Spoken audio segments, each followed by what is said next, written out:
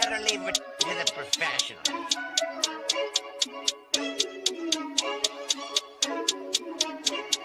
Blessed by Bundy, blah, blah,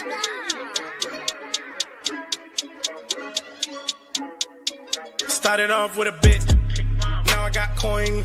I see where y'all going. Been poppin' since Web 1, hella hoes on Web 2. I was living a dream, now I'm on Web 3. And it is what it seems, topping the pyramid schemes, I'm telling you. I'll sell you a percentage on Nebula. Shout out to Vince, he'll set it up. Surfing on the web and I'm shooting at 3. I've been goated when I got my G. I'm an alien boy from a different planet, yeah. So I got my drink, I'm riding in the 1920s Model T Ford. Call her Era Lord. Call me Levi, playing on the keys, boy.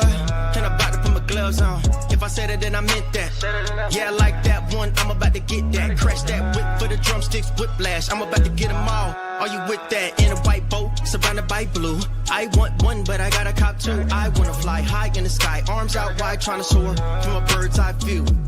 I'm on fire, Ricky, Bobby, cracking the pavement, Whitney, Bobby. I'm a Saki bomb, Hiroshima, Nagasaki. Bruce Wayne been a dog, and I keep it 101, cause I'm feeling kinda spotty. You sipping on some rock, and I'm sipping on octane. The only thing around my neck is the Started off with a blockchain. bit, now I got coin. I see where y'all going. Been poppin' since Web 1, hella hoes on Web 2. I was living a dream, now I'm on Web 3. And it is what it seems, topping the pyramid schemes, I'm telling you. I'll sell you a percentage on Nebula. Shout out to Vince, he'll set it up. NFT, Twitter, blockchain. Seeing with the ghosts and we ballin' like the Brown James. Crypto. We can make a trade, get the memo. Reviews not falling for the FOMO. Listening to Coffee with Captain. You know we worldwide, they loco. I ain't never gonna stop rapping. Orlando, yeah, we working magic. We rocking Ethereum NFTs. I just went and caught me a half base. Man, I got a shout out Started to off with a Voyager. bit, now I got coin. I see where y'all going. Been poppin' since Web 1, hella hoes on Web 2. I was living a dream, now I'm on Web 3. And it is what it seems, topping the pyramid schemes, I'm telling you. I'll sell you a percentage on Nebula. Shout out to Vince, he'll set it up. Breaking the mood to choose one, but they got knowledge to move, son. I'm shocking in shades with my brother in shoes, yeah, them blues is coming. Even though it's hard to pick, eeny, miny, mo, soda on the mix, no biting lips, it's time to go. Index number 1, no thumbs up, you gotta scroll. Looking at the ghost in studio, it's time to go. I had a helmet on by myself until I met a mask that wanted to have a face off. So I had to bring my chainsaw, full tank of gas in the drive with my brakes off. I'm A1, but a different kind of steak sauce. Welcome to Coffee with Captain, powered by ApeCoin, where we dive into all things crypto, NFTs, Web3, and cutting-edge technology. Remember, nothing here is financial advice. Early-stage tech can be exceptionally volatile and risky. So grab your coffee and join Cap and Steve for today's conversation. Welcome to the future. Welcome to Coffee with Captain, GM. Thanks so much for joining us. If you haven't already done so, do us a favor, drop us a GM in the chat down below, then head up top, smash that like, repost, and bookmark on today's space. We greatly appreciate it. Warms up the algo, lets everyone know we're here, and does us a solid. Is my audio okay, Steve? I've got some weird echoing going on in my ears. It seems fine to me. I mean, maybe a little bit more echoey than usual, but nothing like super egregious. Interesting. Steve and I are hitting curveballs out of the park this morning, so I'm just going to power through it. I may, I don't know. We'll figure this out. But anyways, as always, I'm Captain, my co-host Steve. Never any financial advice in this show. Crypto's risky, NFT's risky, meme coins exceptionally risky. Go to zero to most. Notice never put any money in. You can't afford to lose. Know that Steve and I will also hold tokens we'll talk about from time to time here in the show. And we are not financial advisors. Certainly not your financial advisor. Please don't join us for that. Just join us for some fun, some information, and some education along the way. GM Steve, how you doing, sir? Muted. Yeah, perfect day so far. Doing all right. Tired. We like the last 7 minutes. Steve and I have we've got a full blooper reel for Coffee with Captain today. Yeah, it's been an interesting one. We're fighting through it this morning. A little bit of a stomach bug coming into the morning. I can't make this up. I literally turned my lights out. I lowered my desk inadvertently. We are a mess. Yeah, we're getting through it, but it was for me, it was like yesterday, kind of a busy family day. Did some family stuff yesterday, and then, just dealing with a little bit of a stomach bug this morning. So we're doing tea instead of coffee. Had a couple of pieces of bread and some banana this morning. So I'm going to be eating basically bananas, bread, and applesauce for the foreseeable future for the day, and hopefully feeling better by the end of the day. So that's not the most fun, but speaking of bananas, had some good plantains last night, and maybe I'm a big Tres Leches fan. I think I've shared this in the show before. I there's a Juan's, local taco place that I get their tres leche like once or twice every week. Walk there with Duke, and it's my dessert. Maybe the best tres leches I've ever had last night. Bar Taco. If anyone has any Bar Taco? I don't even know if it's a chain or it's just a Tampa location, but Bar Taco is. I'm a big Tres Leches guy. I love Tres Leches cake.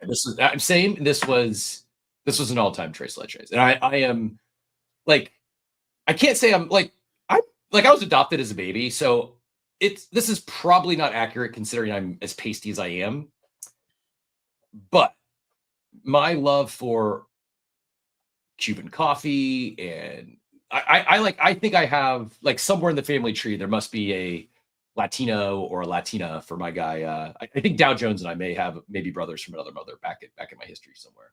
I don't know by the looks. I should do the DNA test. Highly doubt. My dog, and I have no idea what my makeup is, so I should probably test myself. I'm going to test Duke. Yeah, give your DNA to 23andMe. What could possibly go wrong? It's not like they get acquired by a Chinese company and have all your information. But GM to everyone out there, GM Von Frunten hitting all the chats, Dort, RDL, Machiavelli out there, Bordo Saka. Man, the abstract chat is bummed this morning. Odeka, thanks for the tip already. Appreciate that. Machiavelli teacher Katie, Dwayne, Mesh always out there. Be Epic hanging. Chris Vogel, good to see you out there. Chris Voigt, I said Chris Vogel. I might see our brains aren't functioning. I'm dealing with the stomach bug. Didn't sleep well last night. Drinking tea this morning because coffee's bad for a bad stomach. So we're in a world of hurt. World of hurt right now. Yeah, and I thought I'd shared this before. Maybe not. But yeah, I was adopted as a baby. I was like, I ran pure. I had my parents adopted me when I was 5 weeks old. I've never met my birth parents. I just had no desire. I grew up. I knew I was adopted, but I was adopted at 5 weeks old. My mom and my dad, who adopted me, they adopted me because my dad couldn't have kids, and my parents they got divorced early. They married young. They're high school sweethearts. They married young, adopted me, got divorced when I was 2. My mom remarried when I was 5. And my stepdad was an incredible, I was one of those that, even though I don't know my birth parents, I grew up with 2 dads. Like my dad was my dad. My stepdad was my dad. Both have since passed, but I don't know. Like I've thought about it sometimes. It was I've been able to since I was 18. So for the last 20 some years, I could have found out. I just never really had like a burning desire. I don't know. I probably should sooner or later because there's a good chance that they're not living anymore. If I would, it would just to be say thank you. Thank you for choosing that choice as opposed to the alternative. I know no history. I have no idea other than I ran pure and ended up with not only an incredible family, but very fortunate to have 2 amazing dads. And I don't know, maybe it's out of respect for my mother and my parents that I never wanted them to feel that. I don't know. It was never, and no, by all means, much respect to those who have found their parents. The full circle story, the mother of my children, she gave her first child up for adoption when she was 19, and they would later connect when she turned 16. She got married. Her child she gave up for adoption got married a couple years ago. She actually recently celebrated her 2-year anniversary, and I had the pleasure of going to that wedding.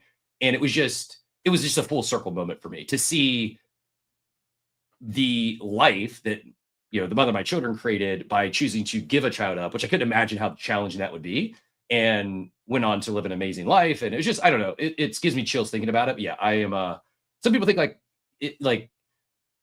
don't know. It's the only thing I've ever known, but I think I'm luckier than most for having the very untraditional family upbringing. But it was, like I said, I talk about running pure on mints. I ran pure in the game of life. So very grateful. That's awesome. That's awesome. The other reason to find your real parents would be any sort of health concerns, right? Like potentially health history stuff. Cause it's so this is a wild move just because I don't know why, it was just kind of hey, when my dad passed away, my mom didn't get an autopsy done. She just was I just kind of want to move on with this thing. I want to keep it going. And, I'm would kind of like to know what that was being his son, but we'll just continue to ride through it. So it's having those health history things I think are always noteworthy for sure. So that's no, it's a good story. GM to everybody, by the way, give us a like or retweet a comment in the room as well. Appreciate everyone who came through looking at the, I talked to the, I've already hit on the video folks. I've already hit the abstract folks.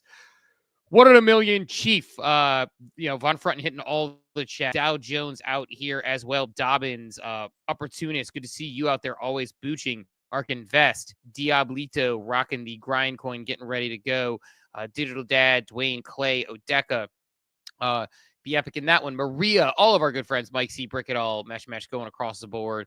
Appreciate everyone who's out there GMing for those who GM. But Cap, I'm just kind of a cold open, but kind of get us into the actual topics of the day, probably just because it's crypto related. Super interesting thing happened to a friend of mine yesterday. Not super interesting, but it's like one of those only in crypto story type things. So person had a doodle, but doesn't really play around on Solana. They're like an ETH maxi. And I was, just happened to be talking to them yesterday, and they go into their wallet and they're like, oh shit, I never cashed my dude. And I was like, you didn't cash your dude? It's down it was at like a $75 million market cap. Now it's at like a $30 million market cap. Like, that's not great. And they're like, I swear to God, I cashed my dude. Check the chain. They hadn't been there. They basically went on to Solana to cash their dude on May 9th or whatever it was. They did cash their dude. So I'm like, oh, it must be the fake token. They got a double allo on May 11th. Never went back to check. So 2 days after, this thing is $70 million market cap. Now it's like 30. And as funny as it is, as much as it's like, haha, that sucks, it's like, only in crypto do you go in the couch cushions and find like $1,500. Like, when you find a $100 gift card to the Olive Garden, you're like, oh my God, I hit the jackpot for a normal human being.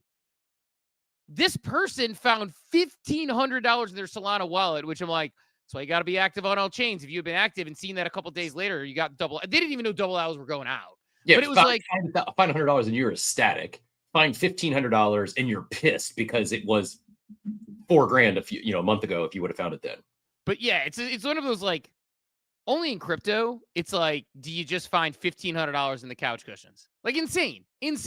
Like, it was one of those moments where it's like, all right, well, go buy yourself something nice. You got found money. So, that was good. So good for them, and good for everyone else. But again, do us a favor, give us a like or retweet a comment in the room. Spaces have had some tough discoverability lately. We got a Bunchu today. We got Cap and everybody else in the world sending cryptic tweets about Bored Ape Yacht Club, which I'm kind of convinced the only thing they're doing is going in there and saying everybody pretend like something big is coming, because no, definitely not. I wouldn't. I'm not. Yeah, I got unceremoniously kicked out of whatever the Yuga fam chat or whatever it is that apparently a lot of people are chatting in, because I don't even try to add some people. It's full. No, I don't. It's fine. It is what it is. It was like I was in the chat. I had actually just tweeted something positive about how the Clubhouse spaces were back and how I liked them, and it was good to just vibe again. And I don't know where it says like, got kicked out of the chat. I wish I'd get removed from some group chats. Not that one, but yeah. The first thing I commented in there was this morning because I just heard some chatter about it. I popped in there and saw it. I'll just say this. I couldn't even find the original post. It was that far. There was that much chatter in the group chat. I saw several replies to the post. I was able to read the post. But yeah, things are popping off. 2021 vibes for sure. Yeah, I have no idea. It's funny. People in the war room, I won't name names, said I'm so intrigued. I feel like a loser in the cafeteria in high school. Same.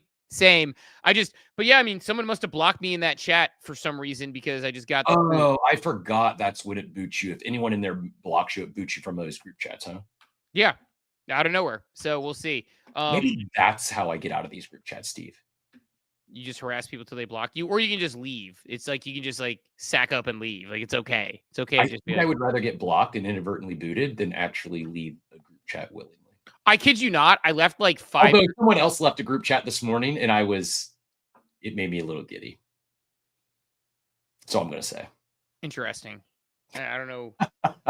I don't know which one that is. It's in the wild. You can find it if you do a little looking. Yeah. Also, I said something about it in the war room. I have what's that? I said something about it in the war room. Nice. All right. I will. I'll do my best to find it. I feel so out of the loop. It's like, man, I have a little bit of a family day, and I miss apparently a whole bunch of things. But yeah, I don't know. let's get into a couple things, Cap. I don't know how deep you went yesterday on. Junior says I'm not related to Dow Jones. Why? I want to know why I may not be related to Dow Jones. I think we are more similar than you're giving us credit for. We both love sports. I'm not nearly as tall or good looking as Dow Jones, but I think we could pass for brothers from another mother. Like we may, like we're not like, we might be like third or fourth cousins, I feel. Maybe. I mean, I don't know. I still can't find even what you're talking about someone leaving a group chat. So I'm just completely confused in the war room. I don't know how deep you guys got on the Magic Eden Trump stuff yesterday. I need to listen back. I heard it got a little spicy. It wasn't like spicy like that. It was just, I feel bad. I feel like I should do a better job of like, I almost removed DGen. I feel like I should do a better job of like level setting, or like sometimes you just take for granted that everyone that jumps up on stage, they've been listening in for 915 shows and they just kind of know how we operate. It wasn't even like bad. It was just, there's a lot of spaces on X that it's just a free for all. It's like you're sitting around the table, and if someone has something to say, they just come off mute and they interrupt whoever's talking. And that's normal. It's just not the show we run here. Steve can come over top of me. I can come over top of Steve. We've been doing this for 915 shows, and we have a pretty good beat on when someone's taking a breath, or we do our best not to have dead air. It is very disruptive if someone else comes up and starts interrupting us or interrupting a guest. We will also add to a guest conversation. Sometimes we'll interrupt and it's not proper. We will make mistakes as well. It's also our show. We will be patient if a guest does it a few times. But yesterday, and I called him out on the stage. I'm not saying this. I don't think he's out there now. But Vainglorious just kept interrupting Jack, and I checked him on it. That was it. It was disruptive to the conversation, and we also just a few times like the conversation just went off the rails and started talking about things that we weren't talking about, and just tried to bring things back on track. That's all. It happens. It's not like I'm not mad at anyone. I'd rather people jump up on stage and have the conversations and get things off their chest. It's just, it's our job as hosts to kind of check people sometimes or bring it back on the tracks. And especially Steve and I, who are a little ADD roller ourselves, we can get off track. So yeah, that was it. It pushed it a little too far and one too many interruptions. And I just felt bad for our friend Jack. Yeah, it's interesting. I have one, because of the way Spaces run through, I hope they fix this at some point. Like, we can't come over top of people without hitting the mute button anymore, because I can now. I figured it out. Did you figure it out? All right. So if I jump in too, like, it would, like, because that's one part that's tough, is like we might want to jump in and try to like get a clarification or ask something, and like initially the soundboard wouldn't allow for that. So it was like basically like we would be drowned out if we were talking, and somebody could be like in their car with background noise off mute, and it would make it so our voices were drowned out. So that's good to hear.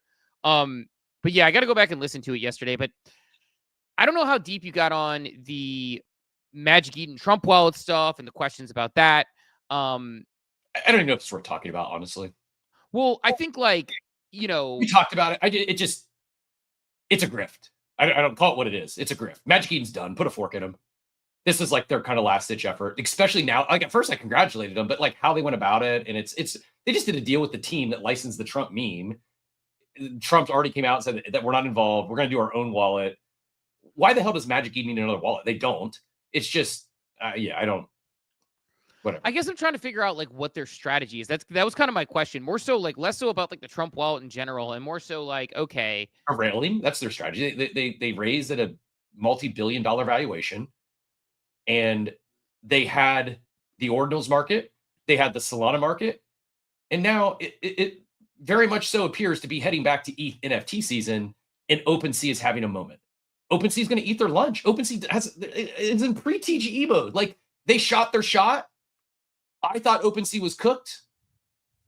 They made some good hires. They're making a comeback. And I just don't know how someone who's already had a TGE doesn't have that momentum. They've lost momentum. You've got a bigger, better competitor with a better user interface that people are going to get rewarded for buying there. Like, I like people on the Magic Eden team. This is just a serious question. If you're buying an NFT right now, why in the world would you buy it on Magic Eden over OpenSea? Why would you pay more fees and not get eligible for a future TG? Oh, by the way, many of us have thousands of dollars, if not millions of dollars in prior history on OpenSea, that if we don't participate in their current stuff, we're going to get diluted. So it's like anyone who has half a brain who's purchased NFTs in 21, 22, you're doing it wrong if you're buying NFTs on Magic Eden right now. Right? Like, please check me if anyone disagrees with this. I just logic, rationale, like makes no sense to use that platform over OpenSea right now when it's better and there's actually rewards coming. Yeah, I pinned a video to the top on this actually that I did the other day because it got buried pretty deep in the algorithm. It just goes to show how much like being in the algorithm matters in like certain things. It's like I put this video out and then Easy, actually, who I think he's one of my favorite creators. Easy just puts out a screenshot and says something and it's like instantly 5K cook on the same topic. It's like people are sleeping on what OpenSea is doing right now. Now, you mentioned you thought it was too much. I want to get into that in a minute. But I think like these voyages feel like a no-brainer to me. Since they launched, I have done every single voyage and they disappear quickly. Like some of them disappear in 24 hours. So they're rewarding you for being involved. It's like $5 to complete. I've done it too. My critical feedback would be, I don't know. Like I've attempted to do all of them. I think I've been able to complete one. It's just breaking. It just doesn't work. And it's like for 25 points. So I tried a few times. It doesn't work for me. Like, fuck it. What am I like? I'm not going to spend an hour to try to collect 25 XP. It needs to be, I don't know. Like, I get it. It's been very clunky to get the things to complete. And I'll do it. I hit, check it and it doesn't verify. I'll come back. I've done it like 4 or 5 times on one of them. I'm like, fuck this. I'm done. It's like, and it's for like, because it's 25 XP. It's like, all right, I spent $500,000 in OpenSea in 2021, and now I'm going to grind a $5 transaction to get 25 XP. It's just not worth my time. I know it should be. I know I'm probably doing it wrong. It's just they need to get that shit working. See, I haven't had any issues. I've actually completed all of them with no problem. Every single one without an issue. Oh, wow. So to give... Does anyone else have issues, or is it literally a me issue? Because I'm not even exaggerating. I've tried I think one of them was like the $5 swap. I did it. Hit confirm 5 times and nothing happened. It was over $5. I read it, like I read everything, and it just still never gave me credit. Yeah, I don't know. I have not had any problems. So a question in the chat was how much total XP do I have? Right now, 1,500, so 1,500 XP in there. Epic said like you need to refresh the page. Epic says that. So it's like turn it off. Do you try to turn the computer off, turn it back on? I've had no problems. I know there's been a couple people who have had a couple like minor issues here and there, and they kept some journeys some voyages longer. Thomas had a couple issues, so there you go. I've had 0 issues. Dwayne had some issues on the swapping ones. The swapping one you need to go over, make sure you do the cross-chain swap, make sure you follow the exact rules and hit confirm and let it go through. It takes a little bit longer, but at least for me personally, like it's been pretty easy. Understand if people are frustrated with the amount of XP and they're not getting those. Like, I get that. My big point is that there are 3 factors that are going into this drop. Hollander putting in his article, degens don't read, by the way. I saw like Alan Carroll and like all these people like, Odie, a farmer, like all these people being like, OpenSea, include past activity or else, like do it. And it's like, he wrote an article 2 weeks ago that said they're including past activity. But nobody looked, no degens don't read. But the 3 things that they confirmed are in that article, I have it in the video, are past activity, current activity, and the rewards platform. I can't go back in time and do more past activity. I can use the rewards program, no problem. And current activity, if the fees aren't crazy, I'm going to go ahead and use it for all my swaps, like instead of relay and other things, because like, why not kind of like, if I'm missing a few cents here and there on a swap and people are like, oh, the fees are different, you're going to pay 12 more cents on your swap or something. I assume that it's better for me to have more activity on OpenSea than not. So I don't know. Like I'm participating in that. I'm thinking like, I'm not saying it's going to be some massive airdrop, but I think that people just they're not like, it better be. I think it will be. I think it will be. I think it will be. They raised big. They have a big number. They have a lot of interested people. Like, I think it's sort of like abstract to me. Like, I've sort of farmed abstract since day one. And by farming, it's like I played the games. I get badges that are not too much work. I probably have 2 badges I don't have because it was too much work. I didn't want to do them. And as a result, like I found out yesterday, I'm one of the top, almost nobody's in gold tier, apparently. So and I didn't realize this. I almost checked your ass a few times. You're bitching about not getting enough XP. I'm like, dude, you're crushing XP. You know how you're making the rest of us feel so small? Because I thought I was doing good. And you're like, you got 5x the amount of XP I do. And you're like, oh, this sucks. I'm not getting XP. I'm like, dude, you are crushing XP. And sure enough, yeah, you're in the top 0.07%. So GG, you're going to have a big airdrop. I hope so. The thing is, it depends how they do it. If they do it by like actual XP, I'm in trouble because there's so many people who are like leaps and bounds in front of me in XP. I think it'll be tiered by If it's tiered, then I'm in good shape. If there's tiered by XP by certain numbers, then I have a good chance of being in a pretty high tier. But it's sort of like OpenSea and Abstract. One, this is the type of farming I prefer to be doing anyway. Like, it doesn't feel like grinding to me. It's fun. It has like badges and rewards and little noises and things, which I like. Quick question. Can you not buy Solana NFTs on OpenSea yet? No, you can do soul tokens. Oh, I knew the Soul tokens were live. I just assumed you could buy Solana NFTs. I didn't realize that. So yeah, I agree. Once they launch Solana NFTs and ordinals on OpenSea, Magic Eden's done. It's interesting. Diego says I'm crushing Kaido. I don't think I'm crushing Kaido at all. Again, like that's one where it's like, dude, again, I've been grinding Kaido, and you've got double the amount of yaps I do. Like you're crushing this shit. You need to give yourself more credit. Stop being so woe is me. You're doing the thing. I don't think I get my Kaido's not loading, so I can't even tell you how many yaps I have right now. I don't You're know. Not crushing if you compare yourself to Ansem or Bread Guy, but for someone who's not been yapping, you're flaying yaps. But it hasn't done anything for me. 100,000 people plus in this space, and you're in most of the things you do, you're in the top 1% echelon. Like you got to be happy with some of your outputs sometime. Pat yourself on the back a little bit. Yeah, it's interesting. Oh, I'm really bad at that. I'm trying to look at like my total yaps, but right now Kaido's not loading for some reason, so I can't get my total yaps. I can't get anything to load. Stream drop's not loading either. It hasn't done. It's rare. Right? Says Steve super humble. No, Steve low self-esteem. But the yaps have done basically nothing for me after the initial Kaido airdrop. Like I haven't done anything that's got me anything from yaps. The loud airdrop, obviously, I participated in a little bit. I don't know. Yeah, Kaido is down. I know I have some good yaps. And like again, like I'm trying to like make sure you check the airdrops page in Kaido too. I didn't even know that was a thing.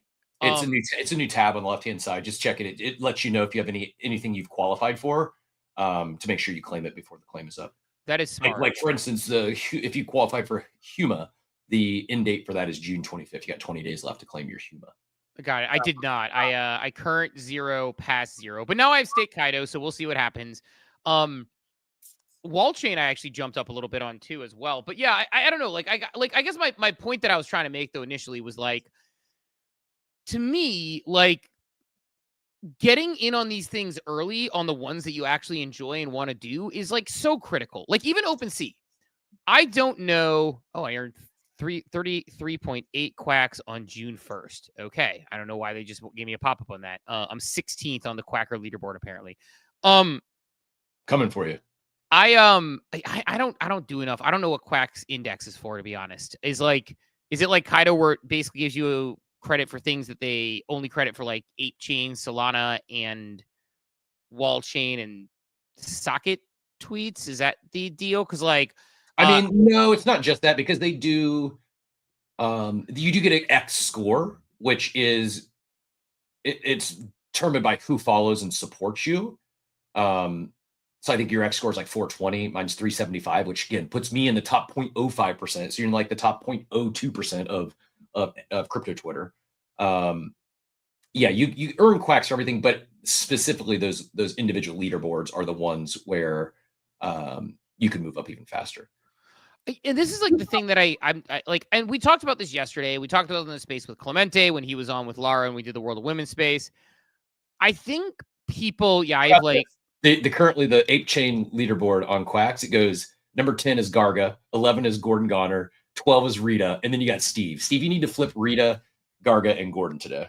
Yeah, I can try to do that. I know Joey's jumping up. We'll get to Joey in a second here because I think he wanted to get on a bunch of things. But I have 2,664 quacks. I don't know if it's a lot of quacks. I need to invite more people. Apparently inviting people happens. And does anybody need a quack invite? I got 5 invites. I don't know what to do here. Let me know if people want an invite to get quacking.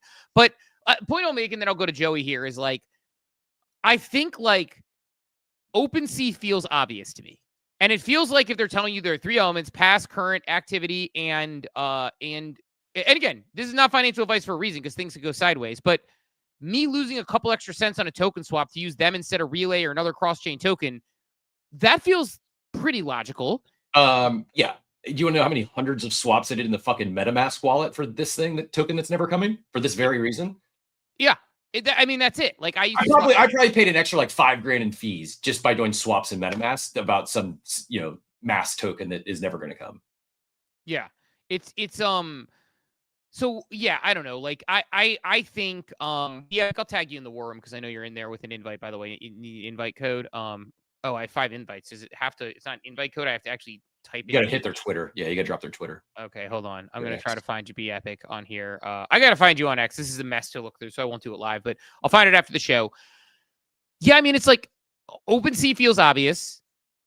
Abstract feels obvious. I'm not saying these are gonna be major liquidity events, but like the way you position yourself is not in the most expensive ways. It's like, well, I'm gonna brag on. I should probably wait till he's out there. I don't see him right now, but Joey, I promise I'll let Steve go to you next. We also got to get moving here because we have a couple special guests today and announcing a new sponsorship that's going to be fun for all of our listeners, I believe. I pinned up top Mackey's video on Euphoria for Mega ETH Labs. This makes me so happy, by the way. This makes me so happy. Like, I truly mean this. I want to see Mackey on the Mega ETH leaderboard more than I want to see myself. He deserves it. He's grinded this space. He deserves a come up like Bread Guys had, like Clemente's had. Like, he's been here, he showed up, he's helped so many other creators, and he's doing the thing. Actually, the thread he put out wasn't even his video. He shared someone else's video and tagged Mega ETH Labs. It's got 115,000 views, 554 likes, 182 bookmarks, probably his best post ever in terms of results. And he's flying up the Mega ETH leaderboard. Guy's gonna get paid. Like, I think Mega ETH's gonna crush. Maybe it doesn't. But how Mackey is approaching it is how you could win on these leaderboards, regardless of your account size. You don't have to be a whale. You don't have to be a KOL. You don't have to be an influencer. Find something you're interested in. Mackey was interested in Mega ETH. He minted a Fluffle. He's been talking about Mega ETH before they got launched on Kaido. He's putting in the work, and it's going to pay dividends for him. It may not be generational wealth. He's going to get paid for the work he's putting in for Mega ETH. Now, will it be worth his time? I don't know. That's up to him to decide. But if he keeps doing what he's doing, there's almost no outcome where he doesn't get nice allocation from the work he's doing. Yeah, you love to see it. I love seeing what Mackey's doing. Like, I shared that in the war room yesterday. Felt good. He's top 20 on that leaderboard. And that's what you want to see. Somebody who's actually diving in and digging in. And like, I made a commitment that I'm actually going to follow through with. My June is an absolute mess between some travel with my mom to help her out with some things related to her health, some travel for NFT NYC, some travel with the family. Come July, like, my plan is I have a couple things that I'm working on that are going to be pretty, like a lot of work. Obviously, Coffee with Captain. We're going to launch some cool stuff here as well. It's going to give away some stuff to our audience. But like, digging in on a leaderboard or two is one that's on my list, and that's one thing that I want to get really deep on. Because when you see Mackey, when you see Grateful Insomnia, when you see some of these things, you start to say, okay, like, people are working here. Joe, you've been waiting a hot minute. Go ahead and get in here on anything. Don't worry about the topic, so we'll just jump in. GM guys, been a few days. I hope all is well. So I had a similar experience to Cap with OpenSea, where it took a really long time for the voyages to essentially like verify. I mean, I was refreshing, I was logging out and logging back in, I was, closing and opening and clicking verify. And I'm sure that, there's a lot of people. I don't know how a lot of these systems are built. Pratik at BZ builds this stuff. I'm sure I could ask him, but I'm sure there's, a lot of people using the system probably also causes delays and whatever. But it did take a really long time for me to get verified on. And when I say really long time, we're used to wanting things to be done in 30 seconds. And it took maybe like 5 to 10 minutes for it to verify. And then so I had that same experience, but it did end up going through. And then the Magic Eden thing. So on the wallet. So do you guys think that this is this like Trump wallet with Magic Eden is maybe Magic Eden saying like, hey, we're builders and we can like essentially like we'll build for you, right? Like come to us and we'll build for you. And this becomes another sort of channel of revenue for Magic Eden, that they're out here like building custom wallets for. I think maybe, Jonah sure. the other day mentioned something about how like imagine if you had a coffee with Captain wallet, and anytime people use the coffee with Captain wallet, fees or reward points or whatever are shared back to the viewers. So could this be Magic Eden saying like, hey, this is another way for us to help the space by you coming to us and we build something for you? I mean, sure, could be. That's probably their plan. But who's using this?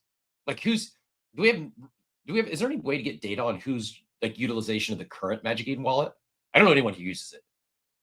As like a I mean, I have both. I have Magic Eden. I have Phantom. I mean, I have Magic Eden and Phantom, and I kind of prefer Phantom over Magic Eden. I'm still old school. I still have a MetaMask, but when it comes to like the like multi-chain wallet, I use Phantom over Magic Eden. Yeah, same. And I assume most other people do as well. Or I'm guessing Magic Eden is not many people's primary wallet. Was my point. Yeah, I think the struggle with the Magic Eden wallet was, when they and this is just maybe it's me because I'm not big into it, but I thought the whole point of the Magic Eden wallet, and then after they dropped their token, was there was going to be something similar to what OpenSea is doing with their Voyages, where you're going to continue to rack up XP and points and whatever for using their wallet and using their token. Is that still a thing, or did they just stop? Did that reward system stop? I have no idea, honestly. I do not know what happened with the reward system. I am not positive. Honestly, like, I don't know. Like, I just think it's like, I don't know what a Magic Eden's doing here. I guess that's my point, is like, I would love to talk to somebody in their like sort of leadership group or anybody. I know we've had Jack on the show before. I'm not saying this is like FUD or like an issue or like, oh my God, like they're horrible. It's just, I don't know what they're doing here. Like, I don't understand the strategy. I don't understand, like, again, like you would think like you only have so much you can do as far as like getting people to your product. Crypto is a small group of people. You are fracturing. I mean, Profits called it, and I thought it was really good. They're fracturing their own audience they have the Magic Eden wallet, they have the Trump wallet, they have Slingshot now that they're using, and that also serves. It's like, I don't understand. I don't understand what they're doing here. I just don't understand what they're doing here. And do you think there'll be so just to relate this to like an industry that I worked in. So I worked in nurse staffing for 6 years, and about 8 to 10 years ago, a lot of nurse staffing companies started popping up. Like, you could literally start one in your garage, and that's not a joke. You literally could. And all of these nurse staffing companies were popping up, and everybody was making a lot of money. And COVID happened. Everybody made a shit ton of money. And then COVID stopped, and all these hospitals then cut back on staffing. And now, and this was predicted about 4 years ago by some of the biggest players in the space, was like, hey, in about 4 years, we're going to have a consolidation because there's too many staffing companies. And right now, staffing companies are either going out of business, merging, getting bought out, etc. Do we see a world in our space where like OpenSea, Magic Eden, Mintify, like all of these marketplaces? I mean, there are still other ones.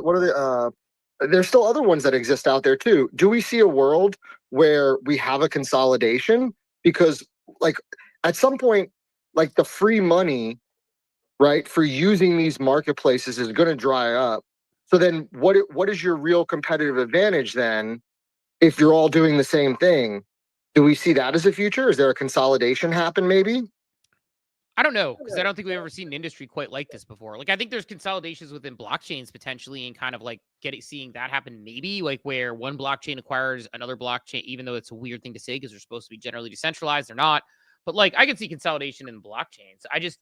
I personally don't like. I think Magic Eden versus OpenSea is going to be interesting to watch because it feels like they're going for the same thing, right? It's like token swaps, is what, OpenSea is introducing. Magic Eden introduced a wallet, token swaps. They've got multiple chains. They're talking about NFTs. This is maybe just my bias towards it, and maybe I'm just being a boomer with this take. I like the OpenSea product better. Like, they have a launch pad. Their launch pad does really well. Magic Eden has a launch pad that can be good, but can also be confusing. And there's a couple other things that are out there. And it's like, they're selling out like collections regularly on the OpenSea homepage. Like, they're putting out 3 pieces of content. They just put out a piece with Adam Weitzman, the collector in Yuga who bought the key for $1 million or whatever. Like, they put out an interview with him. Like, they're putting out interviews with him and you name it, they're putting it out. Like, and here's what I see, Steve, is Magic Eden's been doing this for a while. Like, from the jump, Magic Eden, like you said on here, they have a cult following. I'm not so sure it's a cult following, but I hear you. They definitely had they were much more tapped into the culture of Web3 and crypto Twitter in particular than was OpenSea. OpenSea just started doing this. Like, OpenSea just like, when did Adam start? Like, they just started this. They're executing well. And unless that entire team leaves, like, I see one building momentum and advancing, and the other one seems to be scrambling to keep that they're just, I don't know. From my perspective, it appears Magic Eden peaked. OpenSea we thought was dead. They've made big changes. They brought a new team on, and one seems to have captured the attention, and they have a massive reward incentive coming up. The other one's lost attention and doesn't have said massive reward incentive coming up. Like, it's just tough spot to be in for them. Is it crazy to think that, like, a year ago or whenever it was, we were talking about how, OpenSea hasn't done anything to improve their platform and grow their platform and all this stuff. And this is Magic Eden's chance, and Mintify and all the other, right, like, that were building's chance to, like, seize the market. And they had a long time, right? Like, when's the last time OpenSea introduced something new outside of this now OS2, where we were like talking about OpenSea in a positive light? And they Magic Eden just kind of didn't. I don't know. Is it the comms? Is it the marketing? Like, what is it that stopped them? Because they developed a lot of really cool shit. I will speak for myself. I was not pleased with I thought their diamond program was not great. They dangled a carrot that they were going to reward all-time history. And it was so minor for me. I don't even know if I ended up claiming my Magic Eden. If I did, it was just like, okay, I'll say this. I thought I was going to get a big giant bag of Magic Eden because I said millions. It's probably more like hundreds of thousands of dollars I spent on, in transaction volume. It was less than I got from Laudio. So the trick was it was ordinals and it was runes that got rewarded the most, but they didn't say that. Exactly. I don't blame them for doing how they did it.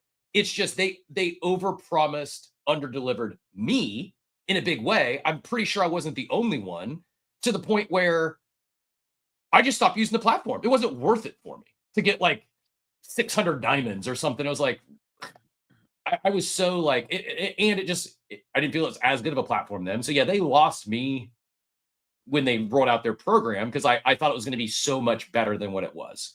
I wasn't an ordinals enjoyer. So that I get who they rewarded, why they did it. But as ordinals have they're not having a moment now. It's like they rewarded all those people who, and they alienated, maybe is too strong of a word, but the user like me who might have been convertible, they didn't gain any loyalty from me for whatsoever. Yeah, I think so there is a season 2. It says Magic Eden so it says track your activity across all wallets and climb the ranks. At the end of season 2, you will receive a Magic Eden airdrop based on your position on the leaderboard. So you have to you must be staking Magic Eden in one of your wallets to qualify for the season 2 airdrop. But that's really all that's all it says. It doesn't say like how to earn. I'm assuming it's the same thing like before, where you have to buy collections that have diamonds next to them or something like that, like, noteworthy collections. Do you think? Sorry, Steve. Go ahead, and then I'll ask a second question.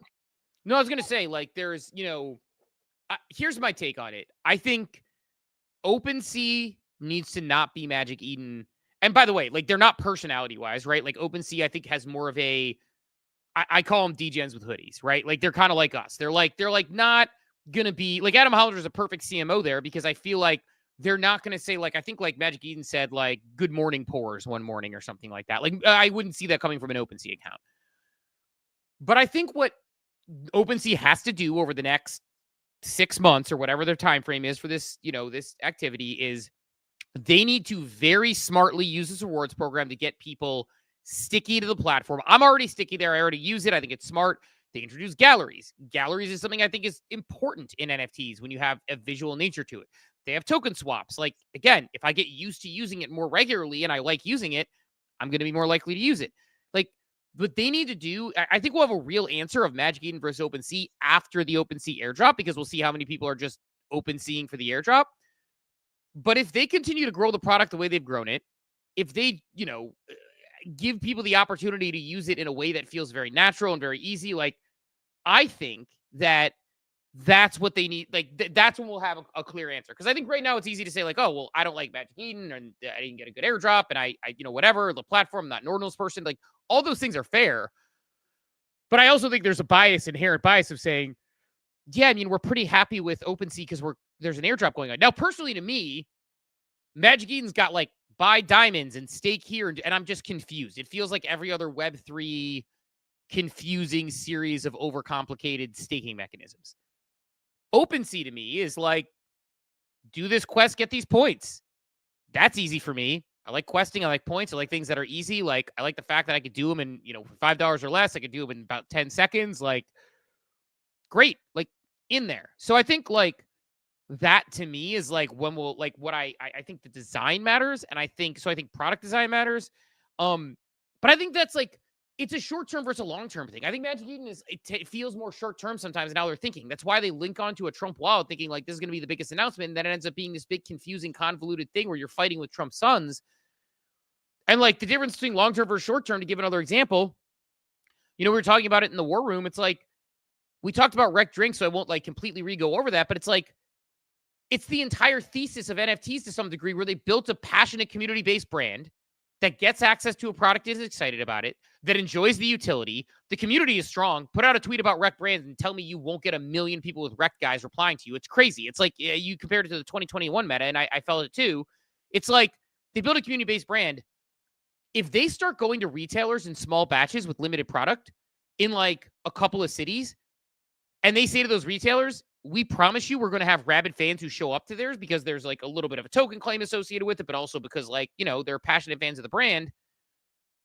I don't know, man. Like, that's how you grow a brand. But, like, Ovi's playing the long game. Like, I know we're going to try to get him on the show maybe next week even, but it's like Ovi's playing the long game. Like, they care. They're like, they're going for, like, and I think OpenSea's playing the long game. Like, I don't think OpenSea's playing for the next meta that's going on right now. I just have the impression that they're playing for a long game of wanting to be the place you go for anything digital in the future. And to me, like, how they run this rewards program will set them up or will lead to a demise, because there is a competitive product in Magic Eden. But I don't know, man. Like, I'll be interested to see. I'm definitely not as excited about Magic Eden, especially after seeing that yesterday and being like, what is the business strategy here? This is confusing. And I understand, like, the thought process, and it's like, hey, it's TrumpCoin. You take the shot, you take the opportunity. It just felt haphazard. And I don't know, not a great sign. I just wouldn't see OpenSea doing that, I guess, is my point. Yeah, same. More time on Magic Eden I thought we'd spend this morning. We have Circle IPO today, Steve. Going off at $31. Probably not much more to add on to that. I'm not a buyer right now, but I'm keeping an eye on it. If we see a sell-off, I may look to move some TradFi stocks around. What else on your tick list here today? I mean, Circle's IPO. I think with Circle's IPO, the one thing I'll say on that is, like, what you said yesterday in the war room, something we predicted, which is stablecoin legislation is coming through. And oh shit, did you listen to that hearing yesterday at all? I did not. I saw your text. I was down with the family. Was it exactly what I predicted? I can't think of another thing I've been equal parts excited and frustrated listening to. You nailed it. Like you said on here before that Trump is, while the administration is pro crypto on one hand, on the other foot, he might be the biggest headwind we're facing right now. And I know we've said this, I know we talked about it. It was eye-opening to me to listen. I'll go grab it. I put one 5-minute clip. Jim Hines, I believe a senator, during his 5 minutes, was a good snapshot of the entire hearing. I didn't listen to all of it, but I did catch a good chunk of it. Most of them went like this, especially if it was a Democrat asking questions.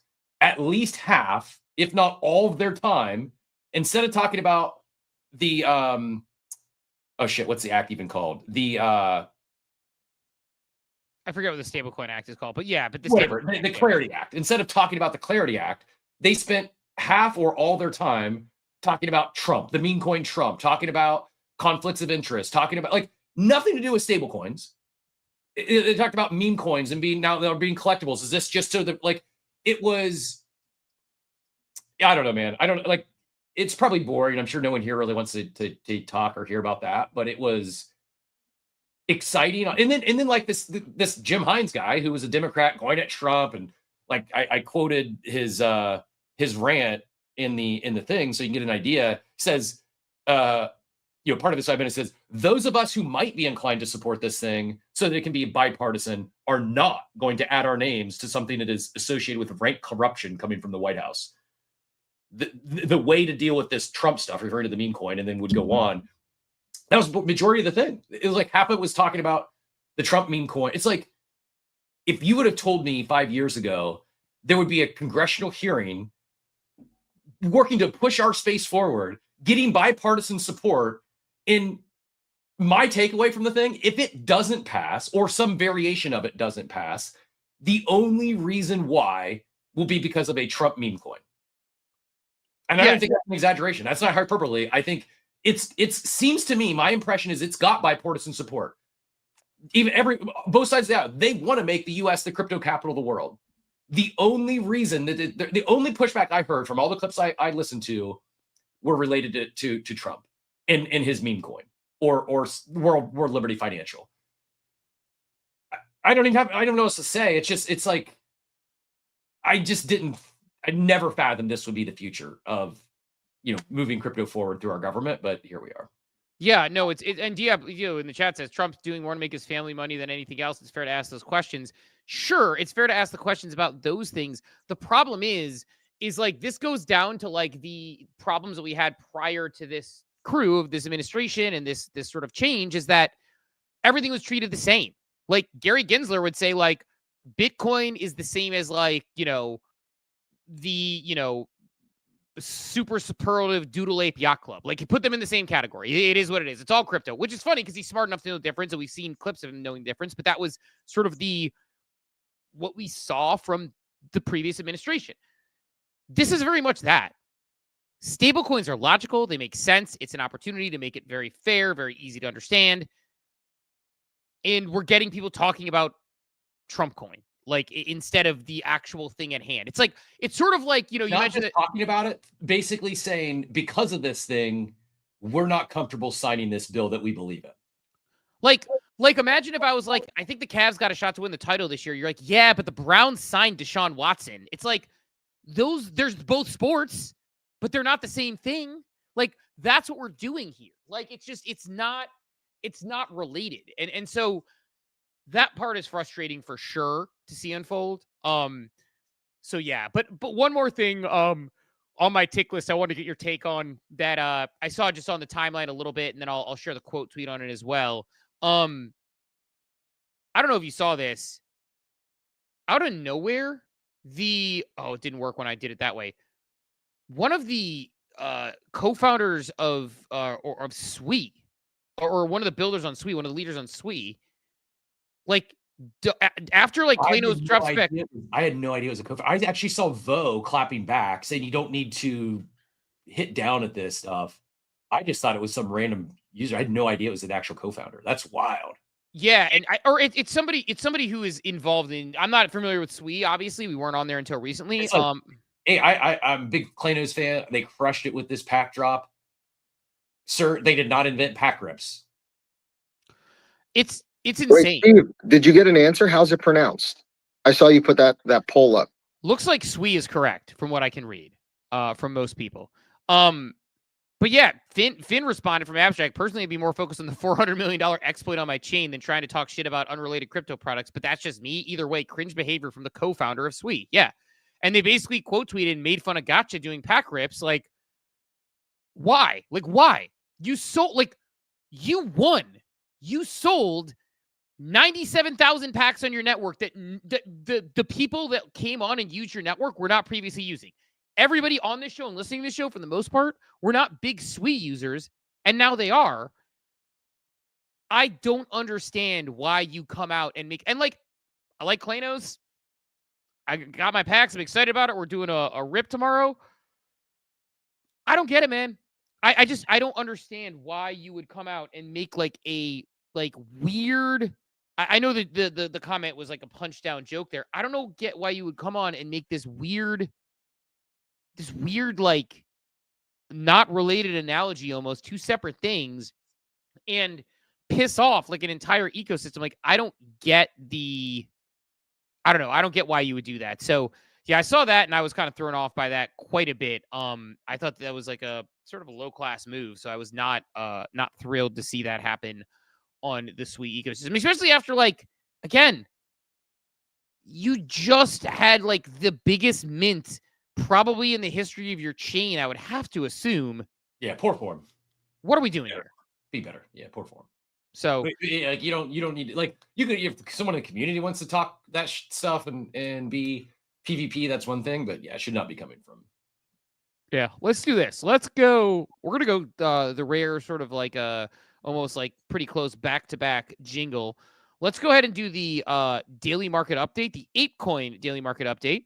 And then following that, we'll bring on Bunchu to talk a little bit of AI, some juicy things to talk about, I believe. So I'm excited to talk about that as well. Talk about Billy. Billy's got some big news, so we'll do that. So let's get into our ApeCoin market update. The daily market update straight to your brain.